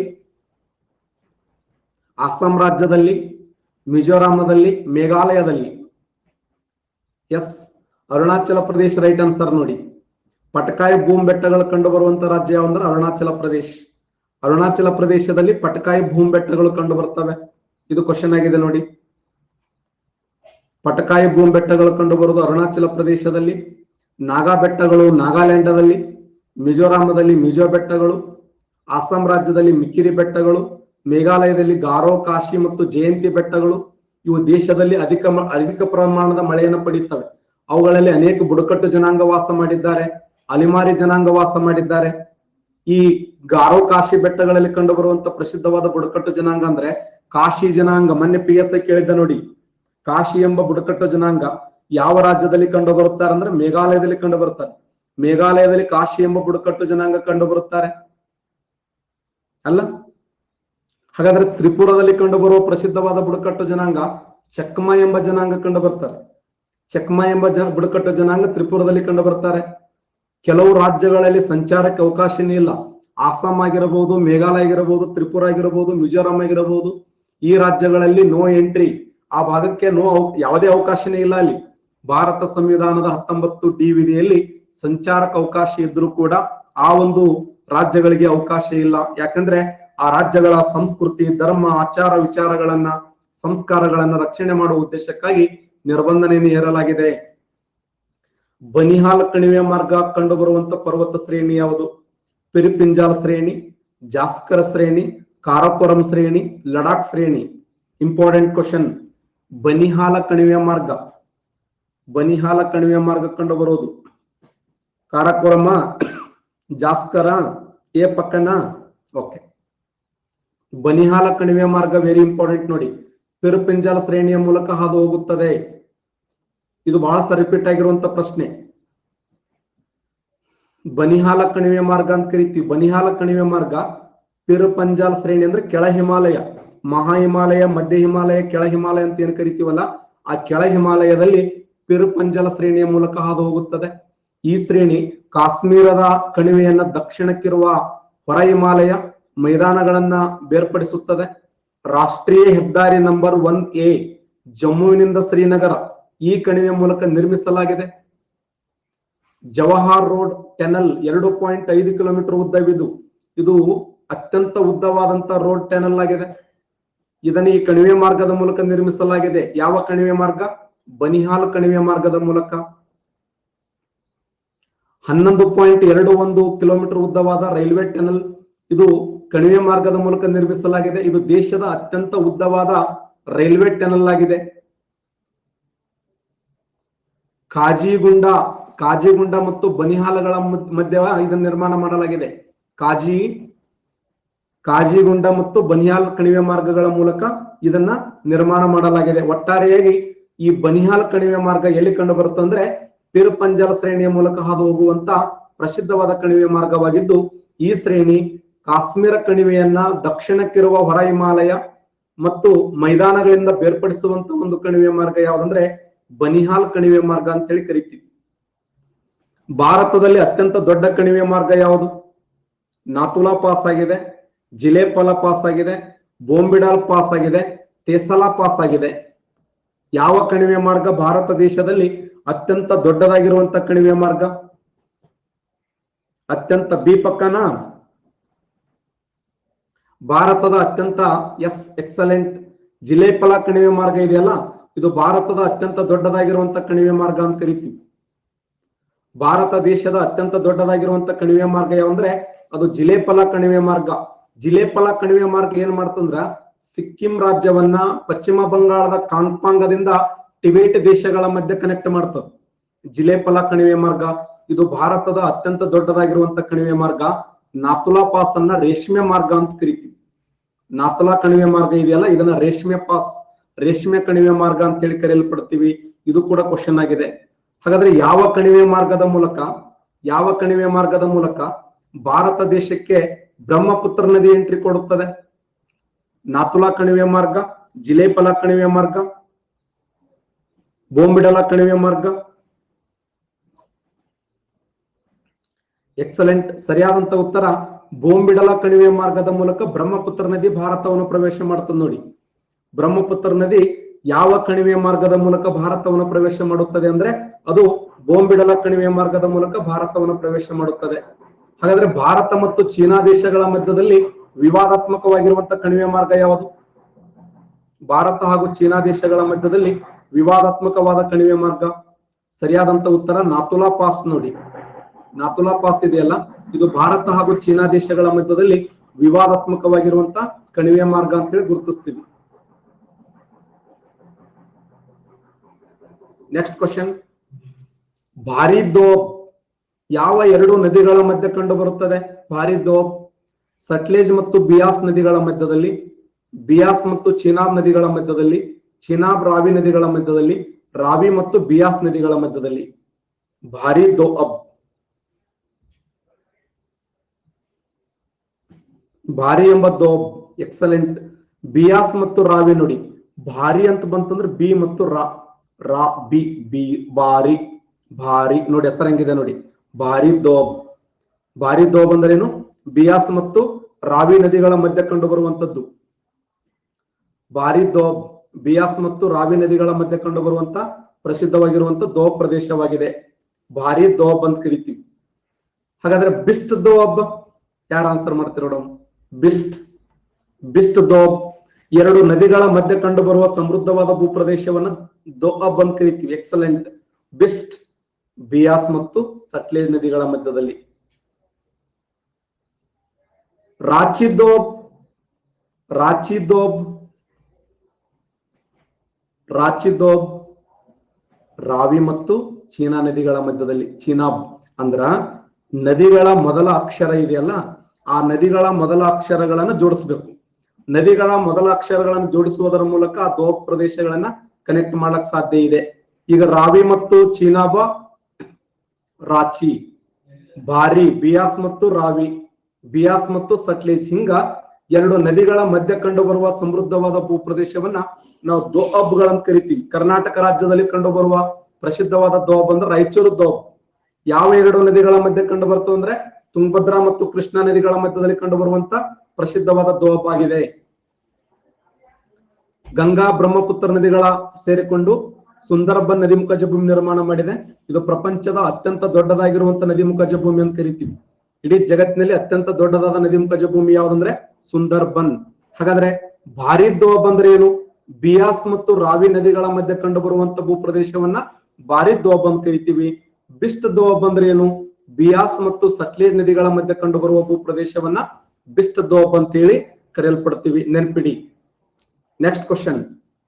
ಗುರು ಶಿಖರ ಮತ್ತು ಮೌಂಟ್ ಅಬುಗಳ ಸಂಪರ್ಕಿಸುವಂತ ಘಾಟ್ ಯಾವುದು? ಗೋರಾನ್ ಘಾಟ್ ಆಗಿದೆ, ಹಳದಿ ಘಾಟ್ ಆಗಿದೆ, ಪಾಲಾ ಘಾಟ್ ಆಗಿದೆ, ಹರಿಶ್ಚಂದ್ರ ಘಾಟ್ ಆಗಿದೆ. ಗೋರಾನ್ ಘಾಟ್ ಮತ್ತು ಏನು ಗುರು ಶಿಖರ ಮತ್ತು ಮೌಂಟ್ ಅಬುಗಳನ್ನು ಸೇರಿಸುವುದು. ಕರೆಕ್ಟ್ ಆನ್ಸರ್ ಮಾಡಿ ನೋಡೋಣ.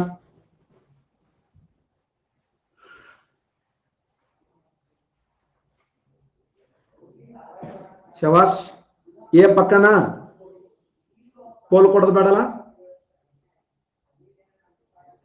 ಓಕೆ. ಗೋರಾನ್ ಘಾಟದ ವಿಶೇಷ ಏನಂದ್ರೆ ಇಟ್ ಇಸ್ ಕನೆಕ್ಟ್ ಬಿಟ್ವೀನ್ ಗುರು ಶಿಖರ ಅಂಡ್ ಮೌಂಟ್ ಅಬು. ಈ ಗೋರಾನ್ ಘಾಟ್ ಅನ್ನೋದು ಯಾರು? ಸೋ ಅನ್ನೋರು. ಗುರು ಶಿಖರ ಮತ್ತು ಮೌಂಟ್ ಅಬುಗಳ ಮಧ್ಯದಲ್ಲಿ ಕನೆಕ್ಟ್ ಮಾಡುವಂತ ಘಾಟ್ ಯಾವ್ದಂದ್ರೆ ಅದು Goran Ghat. Haldi Ghat it is connect between Rajsamand to Pali. Rajsamand ಮತ್ತು ಪಾಲಿಗಳ ಮಧ್ಯದಲ್ಲಿ ಕನೆಕ್ಟ್ ಮಾಡುವಂತ ಘಾಟ್.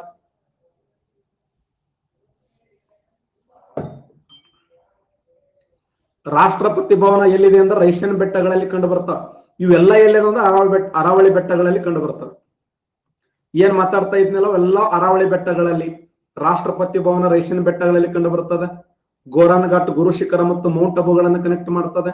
ಹಳದಿ ಘಾಟ್ ರಾಜಸ್ಮಂಡಿ ಮತ್ತು ಪಾಲಿಗಳ ಮಧ್ಯೆ ಕನೆಕ್ಟ್ ಮಾಡ್ತದೆ. ಮೌಂಟ್ ಅಬುವನ್ನ ಭಾರತ ದೇಶದ ಗಿರಿಧಾಮಗಳ, ಪಶ್ಚಿಮ ಭಾರತದ ಗಿರಿಧಾಮಗಳ ರಾಣಿ ಅಂತ ಕರೀತಾರೆ. ಮೌಂಟ್ ಅಬುದಲ್ಲಿ ಪ್ರಸಿದ್ಧವಾದ ದಿಲ್ವಾರ್ ದೇವಾಲಯಗಳಿವೆ. ಮೌಂಟ್ ಅಬು ಶ್ವೇತಾಂಬರ ಕಾಶಿಯಾಗಿದೆ. ಇಂಪಾರ್ಟೆಂಟ್ ಇಲ್ಲ.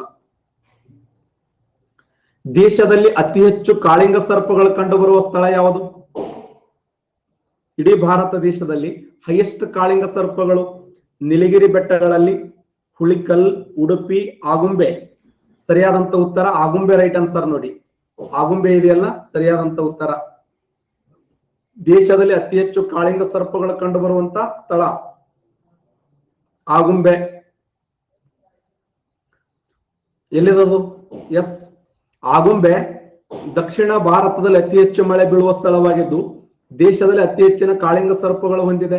ಇದು ಸೂರ್ಯಾಸ್ತ ನೋಡಲು ಸುಂದರವಾಗಿರುವಂತ ಸ್ಥಳ. ಜೀವನದಲ್ಲಿ ಒಮ್ಮೆ ಆಗುಂಬೆ ಹೋಗಿ ಬರಬೇಕು. ಆಗುಂಬೆ ಉಡುಪಿ ಮತ್ತು ಶಿವಮೊಗ್ಗಗಳನ್ನ ಸಂಪರ್ಕಿಸ್ತದ. ಶಿವಮೊಗ್ಗ ಜಿಲ್ಲೆಯಲ್ಲಿ ಜೋಗ್ ಫಾಲ್ಸ್ ಇದೆ, ಇರುಫು ಫಾಲ್ಸ್ ಇದೆ, ಅಬ್ಬೆ ಫಾಲ್ಸ್, ಲಾಲುಗುಳಿ, ದೂಧಸಾಗರ್ ಇವೆಲ್ಲ ಎಲ್ಲಿ ಕಂಡು ಬರ್ತಾವ ಅಂದ್ರೆ ಪಶ್ಚಿಮ ಘಟ್ಟಗಳಲ್ಲಿ ಕಂಡು ಬರುವ ಪ್ರಸಿದ್ಧವಾದ ಜಲಪಾತಗಳು. Thalghat Mumbai to Nashik, Bhorghat Mumbai to Pune, Palghat Trivandrum to Chennai, Thal, Bhor, Pal, Thal, Bhor, Pal. Thalghat ಮುಂಬೈದಿಂದ ನಾಸಿಕ್, ಬೋರಾಘಾಟ್ ಮುಂಬೈ ಟು ಪುಣೆ, ಪಾಲಾಘಾಟ್ ತ್ರಿವೇಂಡಂ ಟು ಚೆನ್ನೈ. ಇವುಗಳಲ್ಲಿ ಅತ್ಯಂತ ದೊಡ್ಡದಾಗಿರುವಂತ ಘಾಟ್ ಯಾವುದು? ಈ 4 ಘಾಟಗಳಲ್ಲಿ ಅತಿ ದೊಡ್ಡ ಘಾಟ್ ಯಾವುದು? ಎಕ್ಸಲೆಂಟ್, ಪಾಲಾಘಾಟ್. ನೋಡಿ, ಇವುಗಳಲ್ಲಿ ಅತ್ಯಂತ ದೊಡ್ಡದಾಗಿರುವಂತ ಘಾಟ್, ಅಗಲವಾಗಿರುವಂತ ಉದ್ದವಾದಂತ ಘಾಟ್ ಅಂದ್ರೆ ಪಾಲಾಘಾಟ್. ನೆನ್ಪಿಡಿ. ನೆಕ್ಸ್ಟ್ ಕ್ವಶನ್, ಕರ್ನಾಟಕದಲ್ಲಿ ಕಂಡುಬರದ ಬೀಚ್ ಯಾವುದು? ಈ ಕೆಳಗಿನ ಯಾವ ಬೀಚ್ ಕರ್ನಾಟಕ ರಾಜ್ಯದಲ್ಲಿ ಕಂಡು ಬರಂಗಿಲ್ಲ? ಪೆಣಂಬೂರು ಬೀಚ್, ಕಾಫು ಬೀಚ್, ಕೋವಲಂ ಬೀಚ್, ಓಂ ಬೀಚ್. ಯಾವ ಬೀಚ್ ಕಂಡು ಬರಂಗಿಲ್ಲ? ಪೆಣಂಬೂರು, ಕಾಫು, ಕೋವಲ, ಓಂ ಬೀಚ್. ಯಾವ ಬೀಚ್ ಕಂಡು ಬರಂಗಿಲ್ಲ? ಪೆಣಂಬೂರು ಇದೆ. ಪೆಣಂಬೂರು ಇಲ್ಲ, ಶಿವಮೊಗ್ಗ ಜಿಲ್ಲೆಯಲ್ಲಿ ಏ ಅಂತಾರಲ್ಲ ಯಾರವರು? ಓಂ ಬೀಚ್ ಇದೆ. ಸಿ ಇಲ್ಲ, ಪೆಣಂಬೂರು ಇದೆ ನೋಡಿ. ಇಲ್ಲಿ ಉಲ್ಲಾಳ ಬೀಚ್ ಇದೆ, ಮರವಂತಿ ಬೀಚ್ ಇದೆ, ಮುರುಡೇಶ್ವರ ಇದೆ, ಕಾಫು ಇದೆ, ಮಲ್ಪೆ ಇದೆ, ಓಂ ಇದೆ, ಗೋಕರ್ಣ ಇದೆ. ಇದನ್ನು ಬಿಟ್ಟು ಮತ್ತೆ 2 ಬೀಚ್ಗಳನ್ನ ಓದಲೇಬೇಕು. ಯಾವುದು ಅಂತಂದ್ರೆ, ಒಂದು ಕಾಸರಗೋಡ ಬೀಚ್, ಇನ್ನೊಂದು ಕಾಸರಗೋಡ ಬೀಚ್, ಇನ್ನೊಂದು ಯಾವುದು? ಪಡುಬಿದ್ರಿ ಬೀಚ್. ಕಾಸರಗೋಡ ಬೀಚ್ ಮತ್ತು ಪಡುಬಿದ್ರಿ ಬೀಚ್ಗಳನ್ನು ಯಾಕೆ ಓದಬೇಕು ಅಂತಂದ್ರೆ, ಬ್ಲೂ ಫ್ಲಾಗ್ ಪಡ್ಕೊಂಡವು. ಬ್ಲೂ ಫ್ಲಾಗ್ ಕರ್ನಾಟಕ ರಾಜ್ಯದಿಂದ ಹಸಿರು ಧ್ವಜಕ್ಕೆ ಸಾಕ್ಷಿಯಾಗಿರುವಂತ 2 ಪ್ರಸಿದ್ಧವಾಗಿರುವಂತ ಬೀಚ್ಗಳಂದ್ರೆ, ಒಂದು ಕಾಸರಗೋಡ್, ಇನ್ನೊಂದು ಪಡುಬಿದ್ರಿ. ಕರ್ನಾಟಕ ರಾಜ್ಯದಿಂದ ಸೆಲೆಕ್ಟ್ ಆಗಿರುವಂತ 2 ಪ್ರಮುಖವಾಗಿರುವಂತ ಬೀಚ್ಗಳು, ಒಂದು ಕಾಸರಗೋಡ್ ಬೀಚ್, ಇನ್ನೊಂದು ಪಡುಬಿದ್ರಿ ಬೀಚ್. ಟೋಟಲ್ ದೇಶದಿಂದ 8 ಸೆಲೆಕ್ಟ್ ಆಗಿದ್ದಾವೆ. ಗುಜರಾತ್ ರಾಜ್ಯದಿಂದ ಶಿವರಾಜಪುರ. ನೆಕ್ಸ್ಟ್ ಗೋಗ್ಲಾ ಬೀಚ್, ದೀವ್ ಮತ್ತು ದಮನ್, ದಾದ್ರಾ ನಗರ್ ಹವೇಲಿ, ದೀವ್ ದಮನದಿಂದ. ಕರ್ನಾಟಕ ರಾಜ್ಯದಿಂದ ಕಾಸರಗೋಡು ಮತ್ತು ಪಡುಬಿದ್ರಿ. ಕೇರಳ ರಾಜ್ಯದಿಂದ ಕೇರಳದ ಕಲ್ಲಿಕೋಟೆಯ ಕಪ್ಪಾಡ. ಅಂಡಮಾನ್ ನಿಕೋಬಾರದಿಂದ ರಾಧಾಗೊಂಡ ಬೀಚ್. ಆಂಧ್ರ ಪ್ರದೇಶದಿಂದ ರಾಧಾನಗರ್, ಋಷಿಗೊಂಡ ಬೀಚ್. ಒಡಿಶಾ ರಾಜ್ಯದಿಂದ ಗೋಲ್ಡನ್ ಬೀಚ್. ಟೋಟಲ್ ಭಾರತ ದೇಶದಿಂದ 8 ಬೀಚ್ಗಳು ಸೆಲೆಕ್ಟ್ ಆಗಿದ್ದಾವೆ.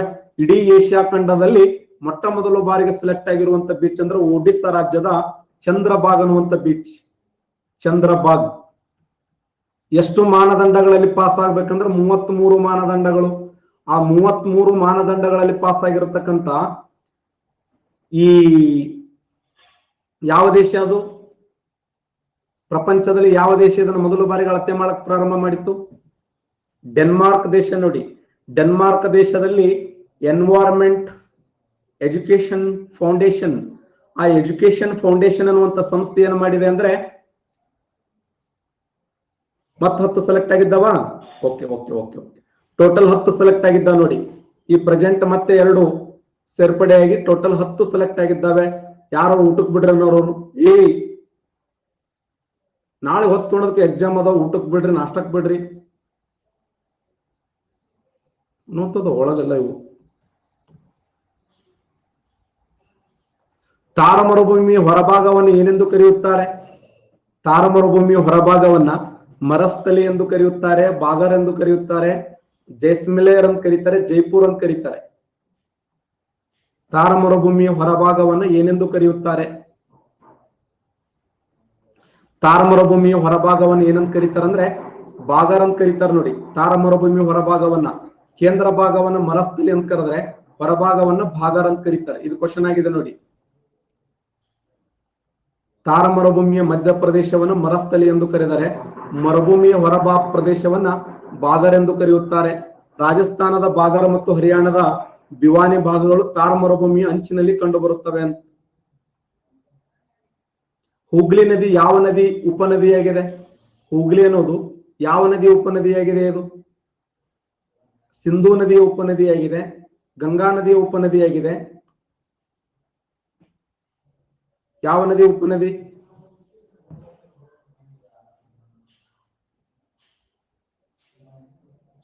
ನೋಡಿ, ಇನ್ನೂ ತಪ್ಪೇಟ್ ಹಾಕ್ತಾರೆ ನೋಡಿ.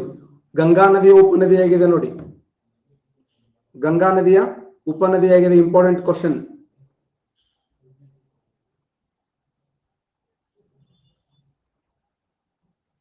ಸಂಕೋಷ್ ಎಂಬುದು ಯಾವ ನದಿಯ ಉಪನದಿಯಾಗಿದೆ? ಸಂಕೋಷ್ ಎಂಬುದು ಯಾವ ನದಿಯ ಉಪನದಿಯಾಗಿದೆ? ಸಂಕೋಷ್ ಎಂಬುದು ಯಾವ ನದಿಯ ಉಪನದಿಯಾಗಿದೆ? ಎಕ್ಸಲೆಂಟ್, ಬ್ರಹ್ಮಪುತ್ರ ನದಿಯ ಉಪನದಿಯಾಗಿದೆ ನೋಡಿ. ಸಂಕೋಷ್ ಎಂಬುದು ಯಾವ ನದಿಯ ಉಪನದಿ ಅಂದ್ರೆ ಬ್ರಹ್ಮಪುತ್ರ ನದಿಯ ಉಪನದಿಯಾಗಿದೆ.